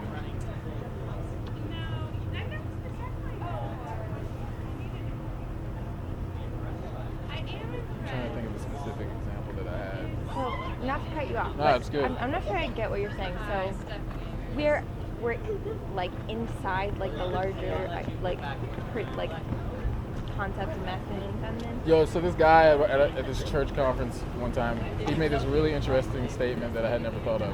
He said, if you look at the universe, it's broken up into sort of two kind of components. It's like you have the planets, which are very much fixed to their orbits. You could always calculate where they're going to end up. He said, but then there's these other aspects that are like meteor showers and dust and clouds that seem kind of chaotic and sporadic, but both of them are happening simultaneously. Then he said, and if you zoom all the way down to like the human body, there's the skeletal structure, which is rigid and bone and fixed, but then there's like blood and muscles and tissues that flow over. Right. So he's like, all of the universe is both simultaneously happening. And then you can look at personality types. There's certain people who are just like, I need to know the details. I need to know what's going on. People are like, I just want to know when I get there. Right. So, And another. but Kelly's question was like, why is the structured one more? Is that associated with masculinity, whereas the flowed one associated more with femininity? And I think that men and women, although they are not the like root of defining them, like they are good lenses of, because we're the only ones who are really observing the universe. It's not like birds are like, oh, am I masculine and feminine? So like, for instance, men tend to be more just like regular routine and structured and like want information and know when things are going to happen, and women tend to be more like spontaneous, willing to do things on the spur of the moment. So I think you can look at men and women to get a picture of overarching, but it doesn't mean that they are the definition of them. Yeah, and I think also what we kind of went through is the process of approaching epistemology and moving from Platonic notions to more Aristotelian. Like, for example, there's no such thing as a woman. There's only Natalie, Kelly, and list off particular names. There's no such thing as a male. There's only Bernard, Daniel, list off particular names. Like, there is woman and male, but not as things in themselves. Like, at this point, the problem with society, and this actually just gets to really why we have a lot of problems in politics. Oh, you're a Republican, so you must believe blah, blah, blah, blah, blah. Oh, we make these terms that are actually very meaningless, when instead there are only particulars. Like, you are the only person in the entire human race that will ever be you. And likewise, your particular mixture of masculine and feminine traits is the only mixture like that will ever be in the human race. So there's no male, there's no female, there's only a particular name. There's a great book to really talk about the socioeconomic effects of a very poor epistemology of thinking in these categories versus in particular areas, called The Black Swan. And I'd also lead you toward like David Hume, because I do that whenever I get an opportunity, because I hate Kant. So like, and also when you like we talked about sex at the beginning, because we actually have a very poor definition of sex. We refer to it just in terms of an act. We're really the only society that has ever done this for the last 100 years. I mean, if you look at all the languages, masculine and feminine tenses were embedded into the very way that people understood the universe. Like, trees had a sex. Everything had a sex. Like, sex was the very nature of reality that was expressed and realized through a particular act, because that's how more beings were created, through children. And it was actually, that was a lens into it. But sex was always much deeper than just functionality, until the last 100 years. Then we divided sex from gender. We created two new words. Therefore, we came up with two new understandings of masculine and feminine. And then you tap that on to the sex revolution, the feminist movement in the 50s, and now we have political correctness, which makes it very difficult. So now young males don't want to play piano because it's girly, and girls don't want to, go into engineering because they're afraid people will question their whether they're a female or not, when these things don't exist. The diagram that would be accurate to draw would be, you had male, then a circle, and female, and then you had like the color red blur into the color blue like watercolor, and then each person is a particular point somewhere on that diagram. That's like Daniel, right there, 50% male, 40% female, 60% male, and then when he's 30, it's now, at the age of 30 though, it's now 45% female, and it's like more female. It like changes, and it goes back and forth based on what areas of of interest I take. So it's not this, it's like a particular. And then the trick is you can't compare and contrast between the points. Every given point is a particular that is that particular that no one else can ever be. And so to discuss what is masculine and feminine outside of who that particular person is irrelevant. You're talking about nothing at that point, because there's no such thing as universals, only particulars that make it up. I think another good way, we also talk about how masculine and feminine can be associated, well, Mr. Hankins here, with left and right brain thinking, which is a good sort of rubric for it. Female being right brain thinking, more creative, more innovative, more empathetic, more emotional, which is good. Emotional intelligence is that great book, I'm sure you brought up by Goldman, which is invaluable to society. Left brain being more rational. And even it's sad in our society where rational is better than creative. Like rational, the word rational seems like, oh, that's better. Like, oh, so it's better that men tend to be rational, when I would argue it's not better at all, because it might make a world, but it wouldn't make a world you want to live in. So do you think that's why there's a hierarchy of like subjects in arts where like Yes. the mathematics, you It's know, awful. do you think that's just because females were You need to watch Ken Robinson. He Ken talks about Robinson, that. Great, Daniel Pink as well gets it. Like, dude, I think we were talking earlier. There's a correlation. I was talking about how in the philosophy departments, where they all became pragmatists, they got rid of metaphysics and talking about what things of what things are. Once you got rid of that and you stopped believing in like essences, like what we're describing, that sort of shifts into social constructs. But since the only way we have to gauge social constructs is economics, like what makes money and what doesn't, and since it's very difficult to give an economic value to beauty and aesthetics, the society naturally will gravitate towards social constructs that generate profits, which is then going to make a hierarchy of math, science as the ultimate gauges of value. When the irony is, as looking at a Daniel Pink, looking at a Ken Robinson, looking at the guy at Harvard, Robinson, the opposable mind, you got that. Like right now, everyone's talking about we need innovation and entrepreneurship, right? You know why we don't have that? Because for the last 50 years, we said art, innovation, and creative thinking didn't matter. What we needed is math and science. And right now, our economy, unfortunately, it's unfortunately about to tank again. All of the stuff that made the 2008 crisis happen is about to happen again because we can't innovate and we can't create entrepreneurship because we brought everyone up in a school system that said the way of thinking that does this doesn't matter, which is due to all of the stuff happening that we described. I also blame Dewey. Dewey, John Dewey, educational reformer toward the beginning of the 20th century. He had some good ideas, but he was a pragmatist in line with William James. But I will take William James over Richard Rorty any day of the week. Throwing out fancy names.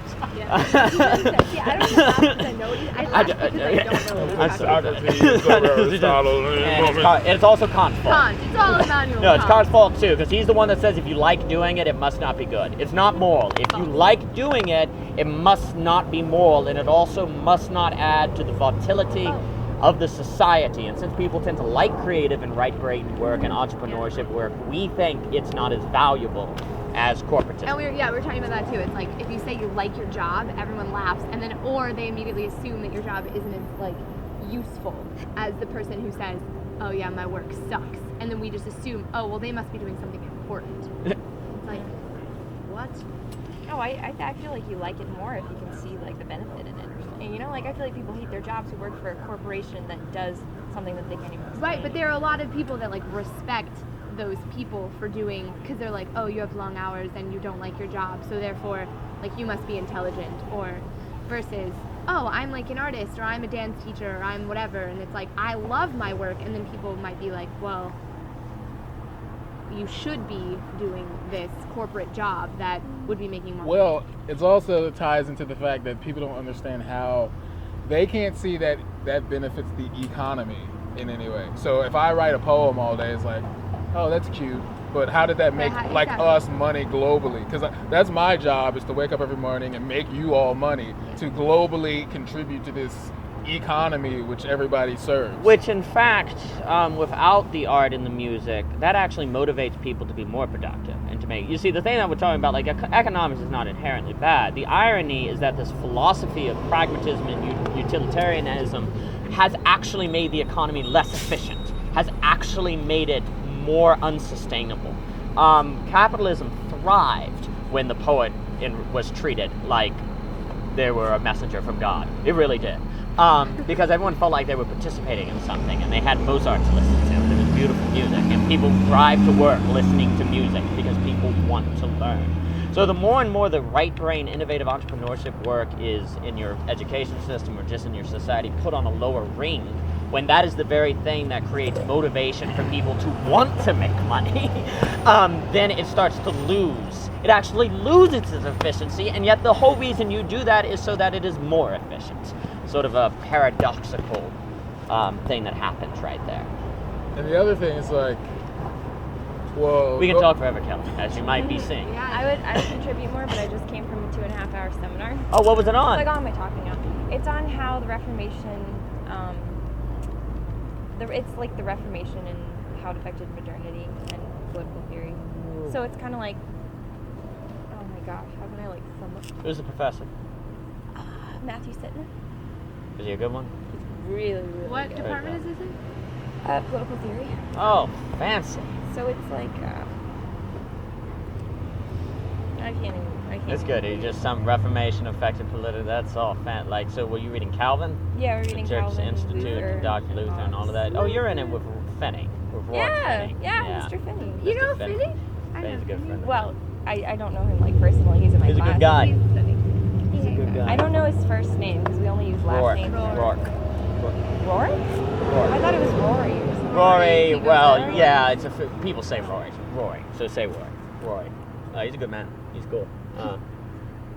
He likes to Did y'all argue read all with of Jay. Calvin? Or, yeah, most all of it. Most all of it. I mean, we chose sections. But yeah. Gotcha. Just finished the paper. Good for you. So sort of talking. I just finished a bunch of books on sort of how intimate the ideas of freedom, liberty, American democracy tie together with church structure. Because going all the way back to sort of Constantine with the Catholic Church. The Catholic Church is the first time in human history that someone says, no, we're not going to necessarily follow the church governance. The government's idea of freedom and liberty. Like, there's actually another kind of freedom that's going on a spiritual level. So then, like, so much... And there's a great documentary by PBS called God in America. I was shocked. I thought it was going to be terrible. It was one of the best things I've ever seen. It was excellent. Really well informed about how those stones go together. But we won't talk about that because you have to talk about that for 2 hours. Yeah. And I would... But no, that's a fascinating subject. So yeah, the new political system that we have that follows religion is the religion of economics, because Nietzsche got it wrong when he said God is dead because the Dow Jones is at 1300, so it's not dead, and how that becomes your sort of standard of... I tried to throw a joke out, maybe it wasn't good. I tried really hard. No, it was terrible. Well, that was fun. So what were we saying, Mr. Hankins, before I cut you off? Yes. Because I really... I was basically saying the problem with the economy currently is that things that will take longer to realize their benefits are not valued because they take longer. Like, you're in this fast food, we got to have it now nation. So when it's like, oh, it's going to take you 10 years to figure out how to come up with that new kind of Facebook, well, just give us the one that's not as good, but it's now. And then you're less satisfied because it's not as good. When you could have waited, it would have just taken the long run to get there. But it's just a problem when you have an efficiency-only mentality. Efficiency is good when it's coupled with also the idea of allowing things to breathe and to grow and evolve and process. Because when you only do things with efficiency in mind, you always leave out quality. Like, efficiency is not the marker. Like, this guy made this really good analogy. DVD I had to edit for this business guy. He said, okay, say you go into a store and you see a shirt, and one is $8 and one is $6. He's like, you're gonna buy the one that's $6, right? And he says, what if it doesn't fit? What if it's the wrong color? What if it's not for a guy, it's for a girl? What if you don't like the styles? Like, all of these other things play into the reason we make decisions on things, not just efficiency and cheapest price. So it's like we have to use that mentality too when we approach the rest of life. Oh yeah, and the irony is that the stuff that is ultimately better is actually more efficient. Like, the stuff that takes longer, that better works out, that actually is more efficient. The problem is we couple the definition of efficiency with speed. And when that happens, you're in trouble because, you save, when you go to McDonald's, you save a lot of money on food. Well, actually, ultimately you don't because your healthcare costs go up. So any money that you save in the immediate on the food that you get from McDonald's, you end up giving up with your gym membership and all the other factors that go in there. So, like, when your definitions of saving money and efficiency and profit are coupled with the immediate, you actually get less of a profit. like if you look over, companies that tend to get the most money, not counting banks, because I would argue banks are a categorically different activity than capitalist institutions that make products. Sigh. The ones that's definition of profit is long term. They make the most money, and better yet, they also help their societies the most. Now that's kind of changing, and I would argue that you actually now are seeing the profit motivator is unfortunately not working as well because of banks. Banks throw where you can make money off of money itself, where the way you make money is not necessarily creating a product that people agree to buy. Then that may not necessarily work, and you may have to get, as you hear a lot of these days, social entrepreneurship and social responsibility, or let all the banks fail, which maybe at the end of the day would be best. But hey, I'm not the Federal Reserve. But so that's the other thing. Like, that's the crazy thing. So in the name of efficiency, people are giving up efficiency. So in the name of saving money, people are giving up saving money. So you always have to keep the big picture in mind. Or that really good quote about how people, what is it, they lose all of their health to make lots of money, only to turn around and spend all their money to get back their health. Yeah. Or die and not be able to spend their money. That too. That's true. That can happen. Waiting to retire, the worst idea ever. Yeah. Why don't you wait till you're 60? Quick question. Sir. Do you know who owns this building? Mr. Hankins. Yes, I own this building. Mr. Hankins. You want to give a spill? I'm squishing you. No. Like the actual owner, or No, yeah, you're just fine. you want to know what goes on? No, the actual owner. It's owned by the Baptist Ministries of Virginia. Still be up. It's Okay. up for a month. Allie's, it's not Alright, cool. It's on Thanks. there. Happy Well- to. Happy to. Why? Welcome here anytime. Do that out. Wait, Maybe he wants to buy it. say why? No. I'm curious. No, he wants to buy it. I'm always curious. Or he wants to know who to threaten. I can't keep my knees. Maybe He is wondering if it was from he UVA. is one of the people who called the police when it was really loud. That's very possible, and he wants to know What who is to this tell building you. for? Happiness. And joy and good Oh, look days. who it is! Oh, It's John. his kid. John, Hey, man. how you doing? How you doing? Is this like an organized power? Yeah, Oh, every really? Tuesday. This is called Yes. Stained Glass. Stained glass. I'm gonna get him Talk for about all you. different things. Hi, Josh. How you doing? Good, how are you? Natalie. Yeah. Yes. Yeah. This is Kelly. Hi, Kelly. I'm Josh. She's my child currently. I'm rocking Very- rocking her to sleep. Where's the bonfire? I don't know. It's like S'mores. spring. I don't expect And to be this is the. a place where lots of things happen and where you can just come study at any point, and it's awesome. And there's did you go to see her show? Yeah. I've been to the building. Yeah, I spent way too much of my time here because Nice. it was nice. Now it's chilly cold, now. but we're still sitting out here. I wish I could contribute more. Time flies when you're at Unoya. Just Oh, yeah, it's a Go. vortex. You want me to get off? No, I have a question. Wait, you just came from a seminar. Is there a person in your seminar that always wears like an orange hat and he's tall and no, I don't Pretty know what you're much. talking about. Never mind. Why are you No, because stalking there. some orange Stalking. man? No. Because there's this dude that always walks by here because every Tuesday we sit out here, and he also works at Greenberry's in Barracks. And then I like randomly saw him talking to someone that I knew, and I was like, I wonder who this person is. I feel like this is like 7 degrees of separation. It could Nice. be. It could be Yes. one of them That's who awesome. I'm looking takes forward the to hat reading off. this. That's excellent. Yeah. We have one too. So It's not you that went to tall. the It's like, book I sale. don't know, Sale. cute. Yeah, I went every day. Not Do you want me to curly, pay but like for this? wavy Yeah. hair. It's yours. No, definitely. No. Happy to. Book I'd sale, have greatest thing ever. If you were. How much did you get? I know you got like send emails out every day, kind of. I got enough Anyway, books I to love give me this a- place. I love the book sale. It's Book pretty sale's awesome. greatest thing ever. We just So, talk about yeah. ideas. Where's the all library time. like? Yeah, Gordon Avenue. It's the greatest book I sale was in the actually history of the thinking had world. it about last- texting you you. had it 'cause last I'm year? trying Having to like fall in the spring. trying to socialize. It's really amazing. Maybe not quite to this to this extent. How are things going? There's, like, Wonderful. I We're can't having wait a to get out of my theology, house philosophy So I class was thinking in about class going and right like now. getting a drink It's or pretty two sweet. Right now? Give me a Yeah. drink or Hey, two. you're here. Hey. You were in it. I attended. You Well, attended. You were there. It's a Tuesday. If you're interested, It is a Tuesday. And I don't know if I mean, I haven't eaten dinner. I mean, I'm not Thanks for thinking more asking, than like Do you wanna get an dinner? hour. Oh. So. Hey. The only problem is I'm an idiot and didn't bring Tom my wallet Collins? today. Oh Yeah, my we god. have an Okay, open that wouldn't mic be a every problem except Thursday. literally the past Tom's 3 coming. nights He's my friends excellent. have not had their wallet. Excellent. I was So there my last wallet time. is getting It was rather great, yeah. Oh, yeah. thin. I mean, I could Well, go you're more home than and free to get come it back. back. I know you I'd got be a willing. agape. That's how Yeah, stir yeah, crazy I yeah. am. That's perfect. Toby No, he's never, excellent. Toby will never go out with me, and neither will Allie. It's And by excellent. out, I mean like not even out for arches or You're coffee really or cool. something. Really? Why? Because they study all the time. Oh, well, call me. Burn 'Cause I the never books. study. Okay, good. I'm never Kelly, doing work. burn the I'm books. always here talking. Get all to the you. books, No, burn them. no. Or threaten to do so if they don't go to arches with. Agreed. It worked for me. I've done it. Drag Toby by her hair. They're one of those that get more and more tense than We're life. love. Okay, well, you tell me, We're really. talking I about don't love, ever do yes. homework. Okay, not violence. I mean, I wrote a paper yesterday, but it was like, I wrote it in one day, and it was great. And This then is what I happens did here. fun things. We encourage people Did you not choose your classes? to do homework. We're Yeah, I'm really only taking terrible. one class next semester. We're We encourage them to follow their passions, Because I only need one more to Yeah. graduate. to do what's Wait, important but in if you only life, need one more, they still not make what's you 12 important in Well, they life. No, shouldn't 'cause Alex disregard did part-time. academics as well. I didn't say disregard. Okay. Actually, It's actually Allie. I had a class with Allie saying that you Do not be a slave. Yes. Graduate semester early. yeah, I Slave. could Do you take. think I it's Don't could even take, be 3 like classes.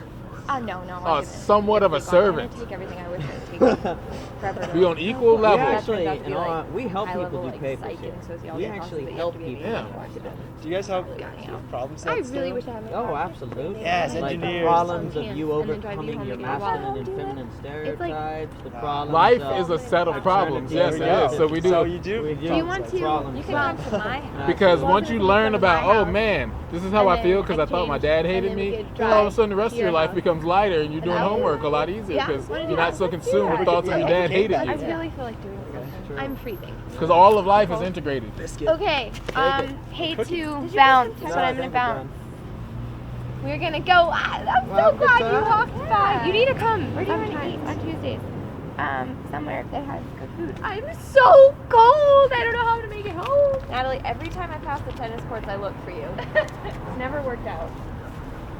Well, I hope y'all have a good time.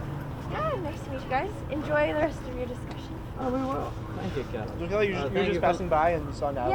Yeah, Natalie. And then we bombarded her with Nice. ideas and thoughts after her 2 hour and 30-minute political theory class. The amounts I absorbed were interesting. Look, that's great. How do you know Natalie? We met in 7th grade, Oh, and wow, okay. then we're best friends for a while, There we and then ended up here. They were just kind of walking, and then they were at UVA, and Bam. bam, and they were accepted. It And all crazy. happened. Life happened. They were in Oklahoma, and they just started walking. And here they are. They used to play harmonicas. That's what I did. Natalie. Oh my gosh, is that? Wait, what if we take the Do you see like a 7 the north line? They're the I loop. Where does that go? Does that go down JPA? No, I never know. I know I never take buses. Wait, is that JPA? Michelle says she has Do I Bible take that study. tour? Run! You know, I thought she Bye. did. Sorry. Bye. Bye. She told head me out she too. was gonna come by. I thought she was forgetting about that. You head now?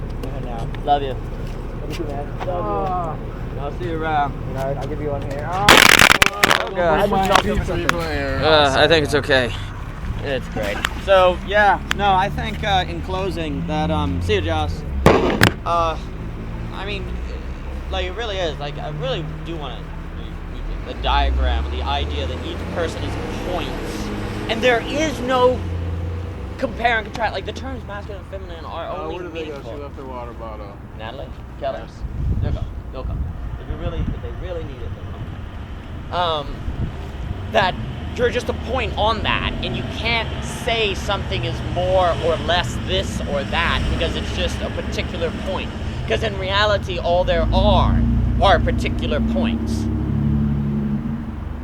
and it's a huge point. And then when you do that, the terms masculine and feminine lose all of their how do I put it, bias, all of their you're saying that, what do you mean? You're saying women aren't structural? You see, when you replace your definition of male and female with the two natures of reality, and that's what we must do, and that each one of us are an expression of that deeper essence of being, then you Well, separate all of that. Well, because I mean, you could then also. This is a study I haven't had time to explore, but I've thought about. Because there's like the dualistic part of God, which is masculine and feminine, and there's like the Trinity. And it's like the same concept. It's like he is all of those, but yet each one is unique. It's like he is both of those, yet both of those unique. It's well, I guess much more. I guess the Trinity is much more person thing, but Well, I mean, what you would say, and this is where it's tricky, God is male, but reality is female. Like the world is female. So God in a whole, as in relative, God as his relationship to man, and since there's no God who is in a relationship with man, you can say the femininity of God is creation. You see, like the female dimension of God is creation. And since God is never not creator, he's always in a relationship with the female. So he's always masculine and feminine. You see what I'm saying? Like, because, you could also say the Holy Spirit is feminine. There's some ground for that, but the Bible does refer to it as a male.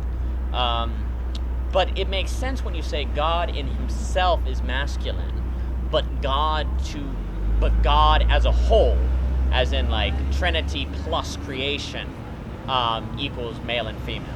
You see what I'm getting at? And that right there is, I think, how you can overcome that, how it can be dualistic and yet Trinity at the same time.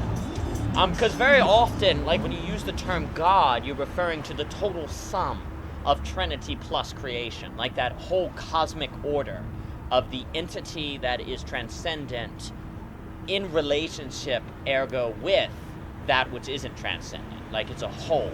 It's like everything.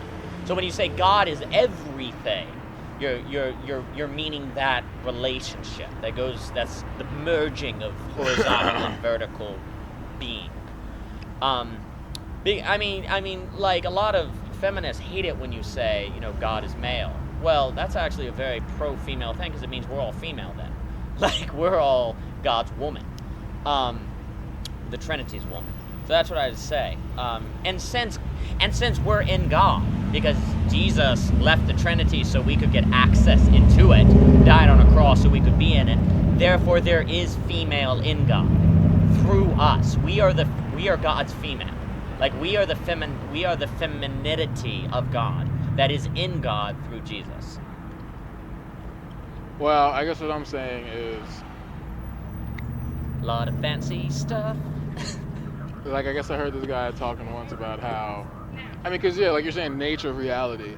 Just imagine that when God created stuff, he didn't call it male or female. He called it blue and blah. Yeah. Like, it would have just been two. Basically, the guy's making the point. The whole point is that God is, in essence, everything, and he is everything you could ever want or need, and he is the perfect blend of. The only reason male and female exists is God's like, I have to choose something to like convey to these finite people, so I'm going to choose masculine and feminine.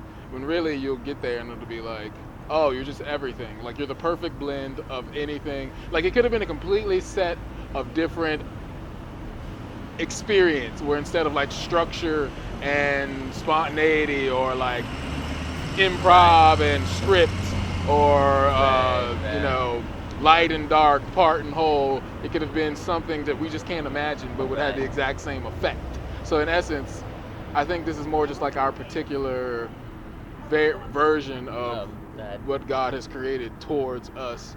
But I don't know. I have to think. Ultimately, I would consider God male. And once again, people get all upset when you say that. Right. Because, see, that in itself has this embedded self-rejection. When I say male, you automatically assume that I'm saying it's better. Like, what do you say? Why are you saying that? It's like, I just said it was male. So you're saying that male is better because you're getting upset at my statement. How do you know I'm not going to say, well, God is male? You see, and that, I really want to bring that idea that you just brought out. When someone gets upset at you for saying God is male, they're the one who's actually saying that male is better. Yes, that's what I'm saying. Because their standard of worth is male. Yeah. See, that's the irony of feminism. Feminism actually defines masculine as the value of worth that females should be more like. Yeah. That's the great irony.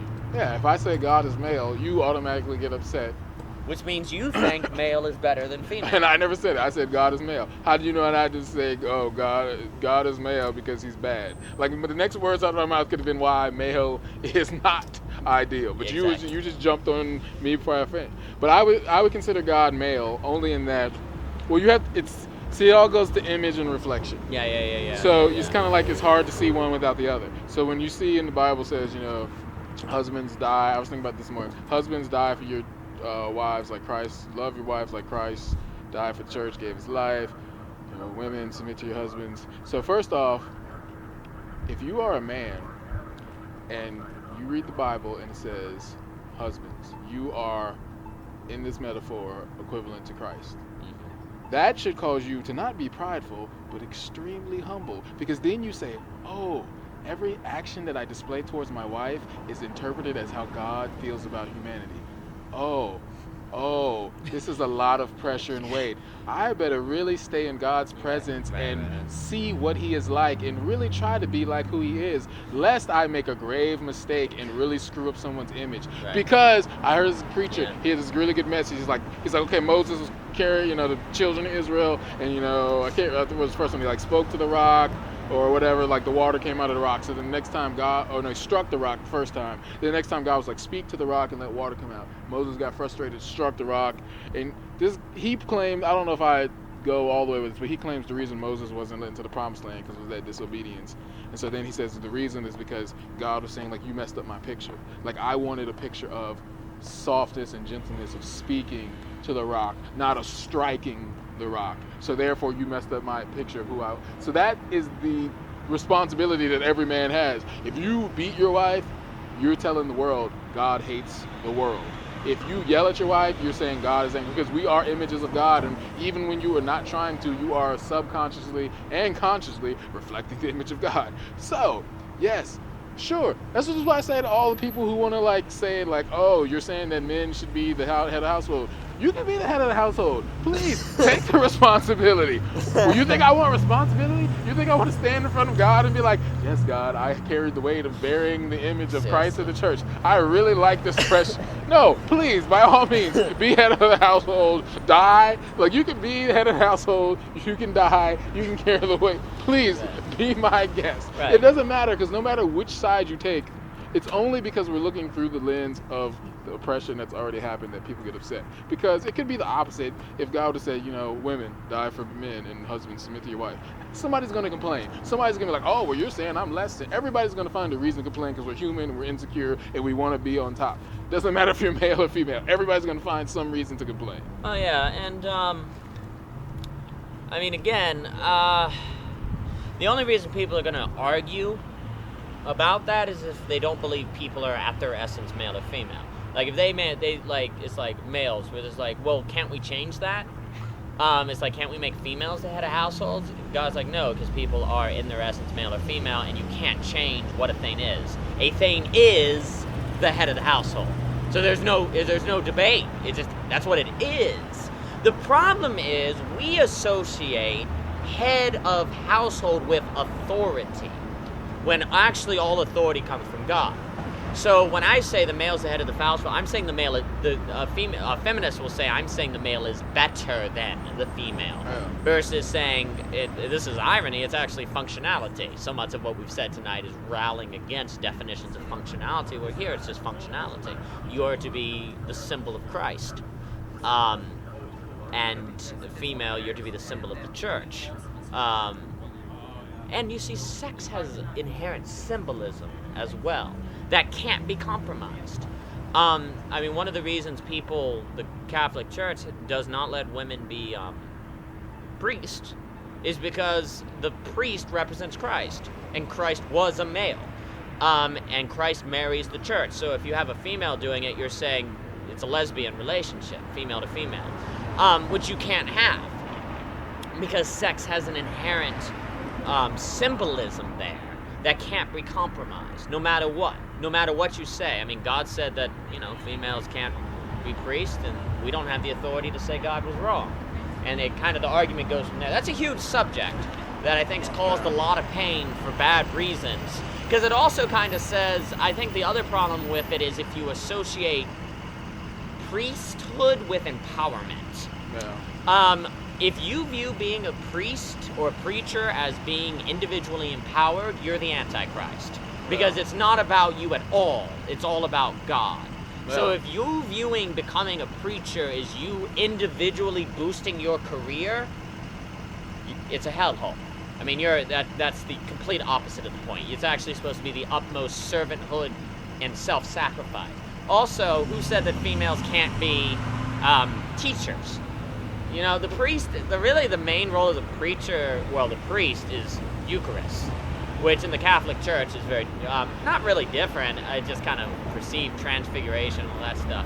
So the priest, like, literally becomes Jesus, breaking the bread. That is literally Jesus.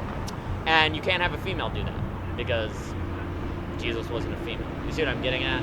This just ties back into the idea that once you get rid of male and female as innate essences, you think you can change around who's the head of the household. Because what in essence you're saying is a female can be male. You know, no, the male doesn't have to be the head of the household. A female can be male. See the problem? No, they can't. They can be nothing more than what they are. I mean, the other thing is this. It's like, you have to, like, always remove human desire from the Bible, in that I didn't write the Bible. I don't care. You can be that. Like, I'm not the one saying this stuff. And I'm not, like, going across the world to, like, reinforce it, like holding up picket signs and be like, women submit to husbands' heads. I was like, I didn't invent this. If it was up to me, we would just all be watching TV all day. If I wrote a Bible, it would not say anything about husbands and heads of households.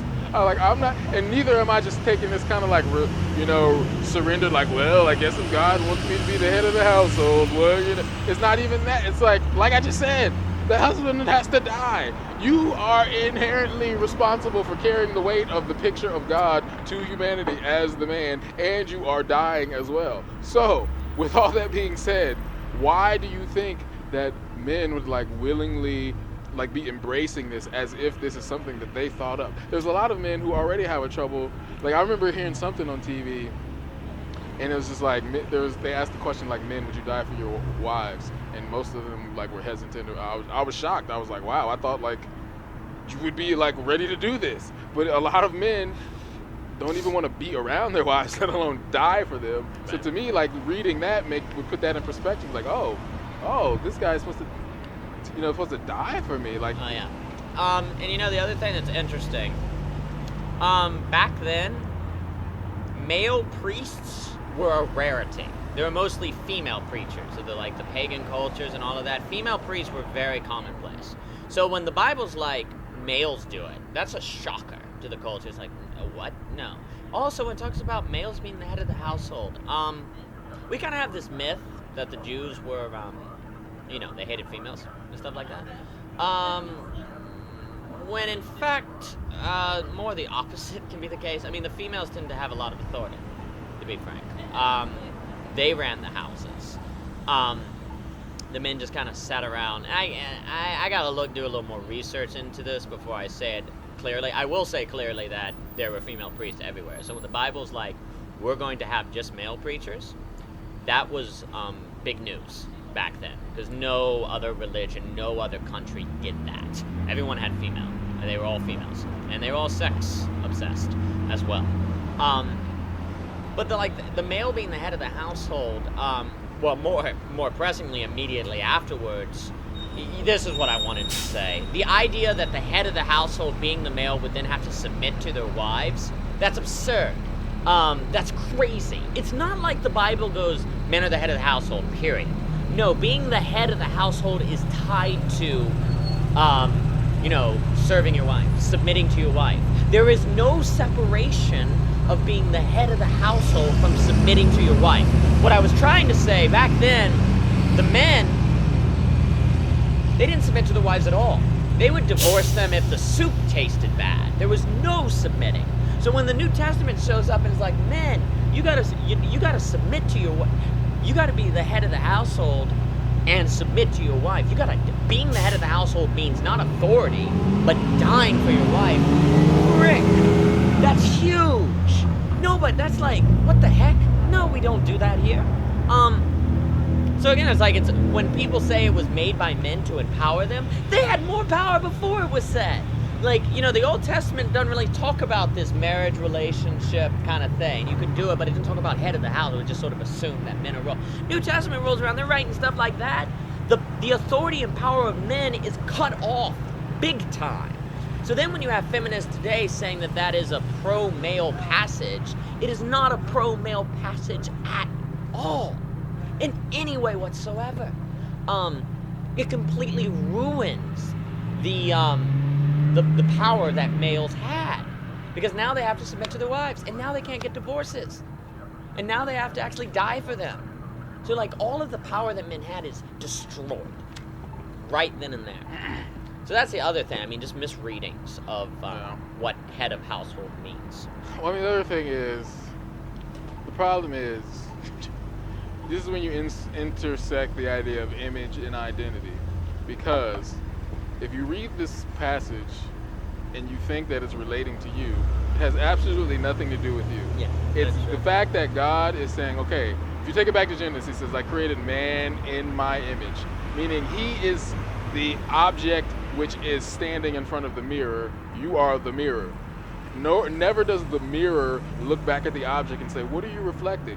No, it's like, mirror, do your job, reflect me. I am the thing that exists, that is real. So when you are mirroring God, your job is not to question what you're doing, it is to mirror what he is saying to do. He's like, I didn't put a mirror up so you could tell me who I am. Right. I put a mirror up so you could reflect what is actually truth. Right. So when God says, be like Christ, die, he's in essence saying, this is for me to show humanity who I am, not for men to show women who they are, or women to show men that's who they good. are. You are only merely reflecting Yeah. who I am to one another, and because each of you as individuals are married to me, God, I need you to see the correct picture. I just happen to do it through a human male or a human woman, so you could see it up close and personal, because otherwise if I just did it in like all its essence, you wouldn't get it. Like, as human beings, we need that, broken down, artistic, kind of, That's good. revealed thing in order to understand it. And the other thing is, Same with the priest. Well. I mean, your role is not empowerment. It's for God. the other thing is, okay, I don't know why, I always use the idea of the brain. To me, it's like nobody would ever say, oh, look, your head is on top of your body. You just so want to be in control, don't it? Yeah, you just like controlling the body. You're just so better than the rest of the body. No, everybody understands that the head is the head and it's there for a reason. Somebody's got to control the body. Something has to happen. Not because the brain is just all about itself and it's like, look at me, look at me. Nobody can even see the brain. The brain, that's the whole point. That's the whole nature of God. He's like, look, people can't even see the brain. You're not even supposed to be seen. But people will see the remnant of your actions, which is the body is the thing that gets glorified. Everybody's like, wow, look at that body run. Like, everybody sees the athlete. Like, he's so fast. Nobody's like, wow, look at the brain pumping those neurons and chemicals. Nobody notices the brain. The brain is always behind the scenes working, doing things. It's serving. The brain, although people do say, oh, wow, you're really smart and your brain must be really intelligent, and people know that the brain is very important, the brain is not seen ever unless you cut somebody's head open. Then what? It's dead. Right. So die for the church. Die. So the thing is, the brain as a metaphor for the husband or for God is that it's always serving. Even though it is in charge, it is serving is just as much as being charged, because every time your leg wants to move, it has to go up to the brain, and the brain says, oh, I got to move the leg. The brain now. has to submit to it. Always working. It's Well, that's always interesting, because your brain is what the body needs to work, but the brain always has to submit to what the body does. I mean, that's a very good kind of relationship between them. And without a body, the brain is nothing. What will it? A brain without a body is just in a vat to be studied by Doesn't science. work. It has nothing. It has no use. So without the woman, the husband literally has no use. Oh yeah, absolutely. But again, I would also argue that part of this dichotomy and argument that male equals better than female, because this all emerges from thinking sex is evil. There's a correlation there, because if sex equals evil, then the nature of reality is evil rather than fallen, and it's being redeemed in Christ. And what I was going to say is, therefore,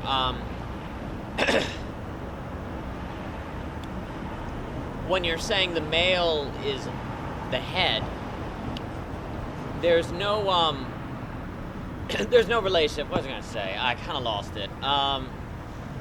It's because I ran out of coffee.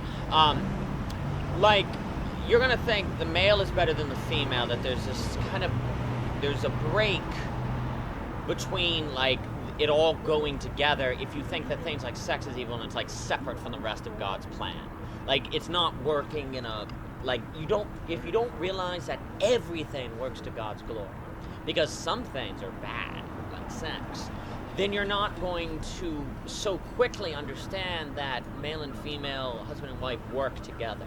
If there are parts in the creation that don't work for God's glory, then there's a break in your logic where you start to question, well, does the husband-wife relationship work to God's glory, or is it just empower the husband? You see, when that small dent in the armor then makes you question everything that God designs. You see what I'm getting at? If you question whether sex is good, you're going to question everything, every relationship, everything that God does. Because, like, sex is I really think that. Like, then you question, well, does God really care about the environment? Does God really care about my job? Like, if not everything works to God's glory, because inherently sex, if you think sex doesn't work to God's glory, and sex is at the very center of what everyone must do, then maybe, God doesn't care about the environment. God doesn't care about wives. Maybe God doesn't care, and maybe there are hierarchies, because some things matter and some things are evil. Some things are good and some things are evil. Therefore, some things are better than others. See what I'm getting at? Rather than this idea of everything is good, but without Christ it's dimmed. It's a dimmed good. See the difference there? That's interesting. I would, the idea of saying sex is evil results in an entire transformation of how you view all of creation. Definitely. I mean, the other thing is, Does that make sense? I think it. Yeah. You have to explain it again. But Like, if you think there are some things that God created that aren't good, like sex, then you're going to question why should you just assume that marriage is good? Maybe it is a power structure. That you're going to rethink everything. If there's any area of creation that isn't good, it's dirty or evil, then why shouldn't other areas be bad, like a marriage? See what I'm getting at? Like, if you don't believe everything is good that God created, then that's going to make you question things. Like, it's the so you're talking about as far as head of the household? Yeah. So why should you think that isn't a power grab? Maybe God created marriages to empower men. Because if he made sex and it's evil, then why doesn't he make, men the head of the household and that's evil? You see what I'm getting at? And that if God made sex and that's bad, why should we? Maybe God doesn't care. He made the environment, but maybe he doesn't care about it. See what I'm getting at? You can't trust that everything God created or designed is good, which starts at sex. If sex is bad, and he clearly made that, because he made what the human body is like, that's going to make you question everything he created and designed. Well, the other thing is, I guess you're talking about order, hierarchy. See, there is a hierarchy, but I guess it's more you explain it in terms of order. Order, right. You replace hierarchy with order. That's right. Which even still scares people when you say that, because something like, what's the difference? But the thing is, right now we're sitting out here in chairs. In this situation, my body, relatively, everything is equal to itself. There's nothing that's more important than the other part. My brain is saying, Bernard, sit in the chair. My legs say, okay, I'll sit down. Okay, now say I went out in the middle of the street right there, got hit by a car, hit my head on the concrete, and the ambulance pulls up from the hospital. They're not going to be like, quick, put a bandage on his foot.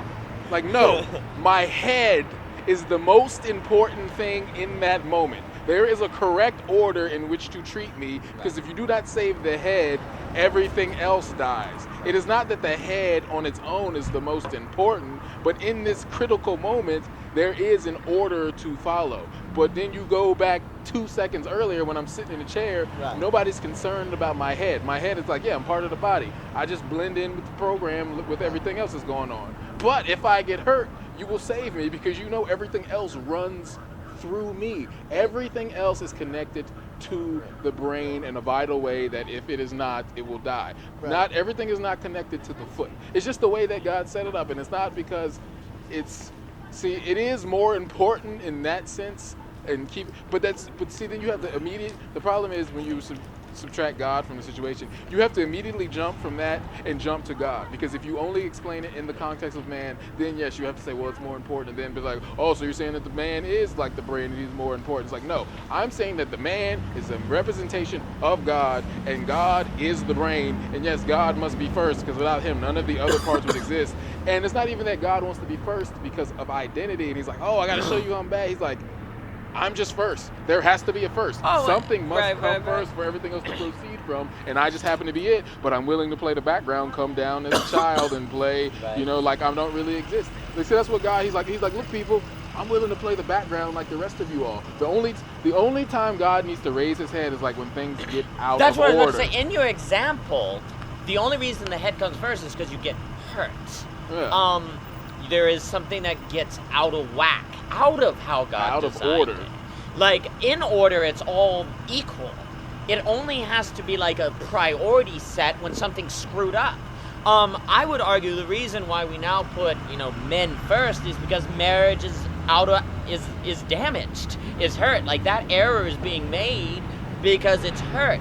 But you see, if I were to come out and heal your brain, like put a Band-Aid on, to address your brain and say, well, the reason we want to fix the brain is because it's more important than the foot. That's kind of meaningless because they're equally as important. Yeah.